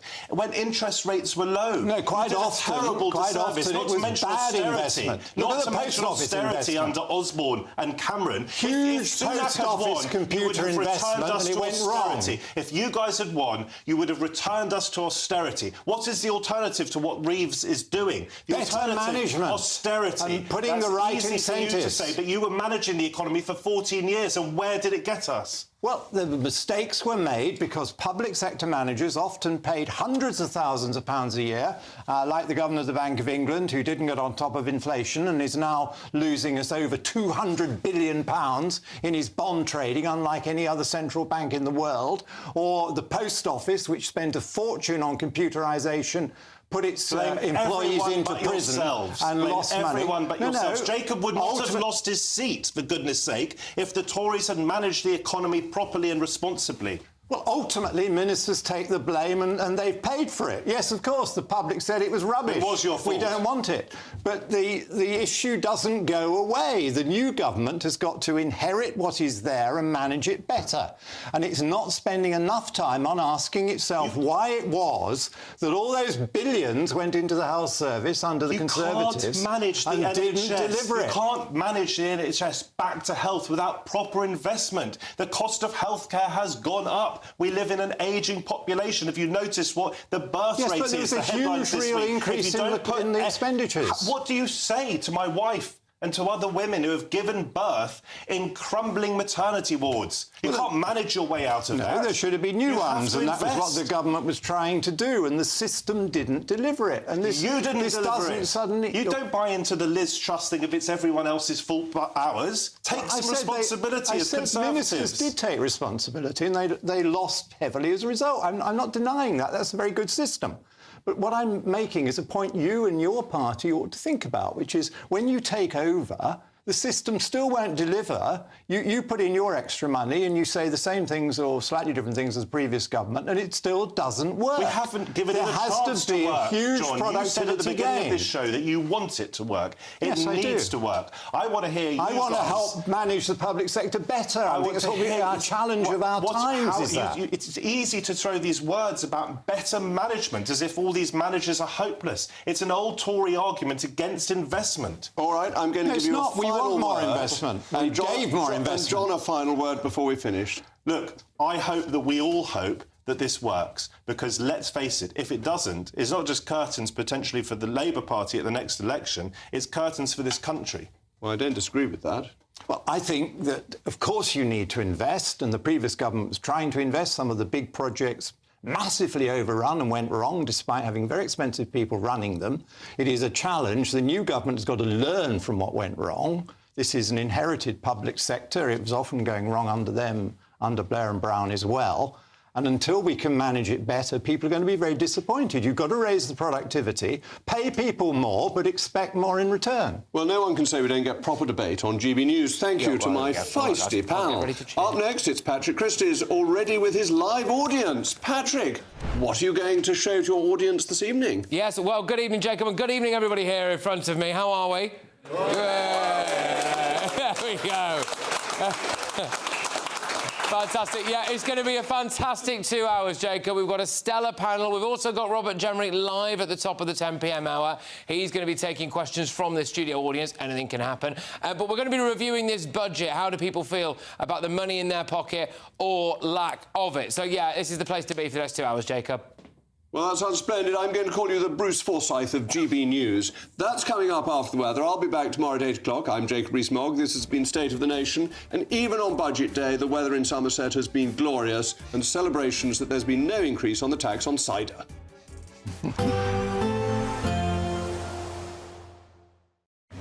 Even though we'll see a cloudy start, it'll be a bright outlook for the rest of the day. Boxed Solar, sponsors of weather on GB News. Hello, good evening and welcome to your GB News weather update from the Met Office. Through into tonight and tomorrow, it's going to stay cloudy, mostly dry though. Some light rain just creeping into the far northwest of Scotland. And we have high pressure currently building over the country, and it's generally a blocking pattern. So this high pressure not really changing through to end the week and into the weekend. So conditions are generally remaining fairly similar. As we head into this evening, it should be largely dry for many of us. Mix of cloud and clear spells. We may see some mist and fog develop under those prolonged clear skies too. Bit of a change across northwest Scotland though, some outbreaks of rain and drizzle just creeping into the northwest Highlands and also across Shetland too, some outbreaks of rain by the time we reach tomorrow morning.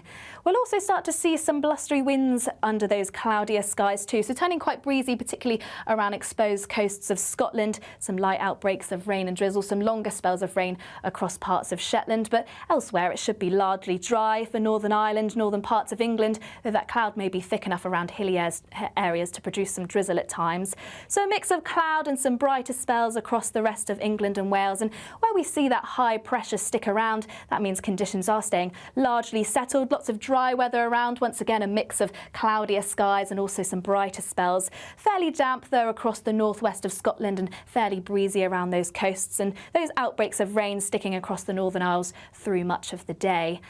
Temperatures are just above average for the time of year, so if you catch any of the brighter weather, it should still feel rather pleasant for this time in October. Fairly similar for Friday then, largely dry, though fair amount of cloud around, and we will see outbreaks of rain slowly sink their way southwards across parts of Scotland. To the far north of this, though, it should turn largely bright, though we can't rule out a few showers, and it is going to be feeling chillier here too, may even see some wintry flurries across Shetland. To end the week and into the weekend, staying largely similar, with temperatures remaining mild. There will be a light breeze in the morning, leading to a warm front. Boxed heat pumps, sponsors of weather on GB News.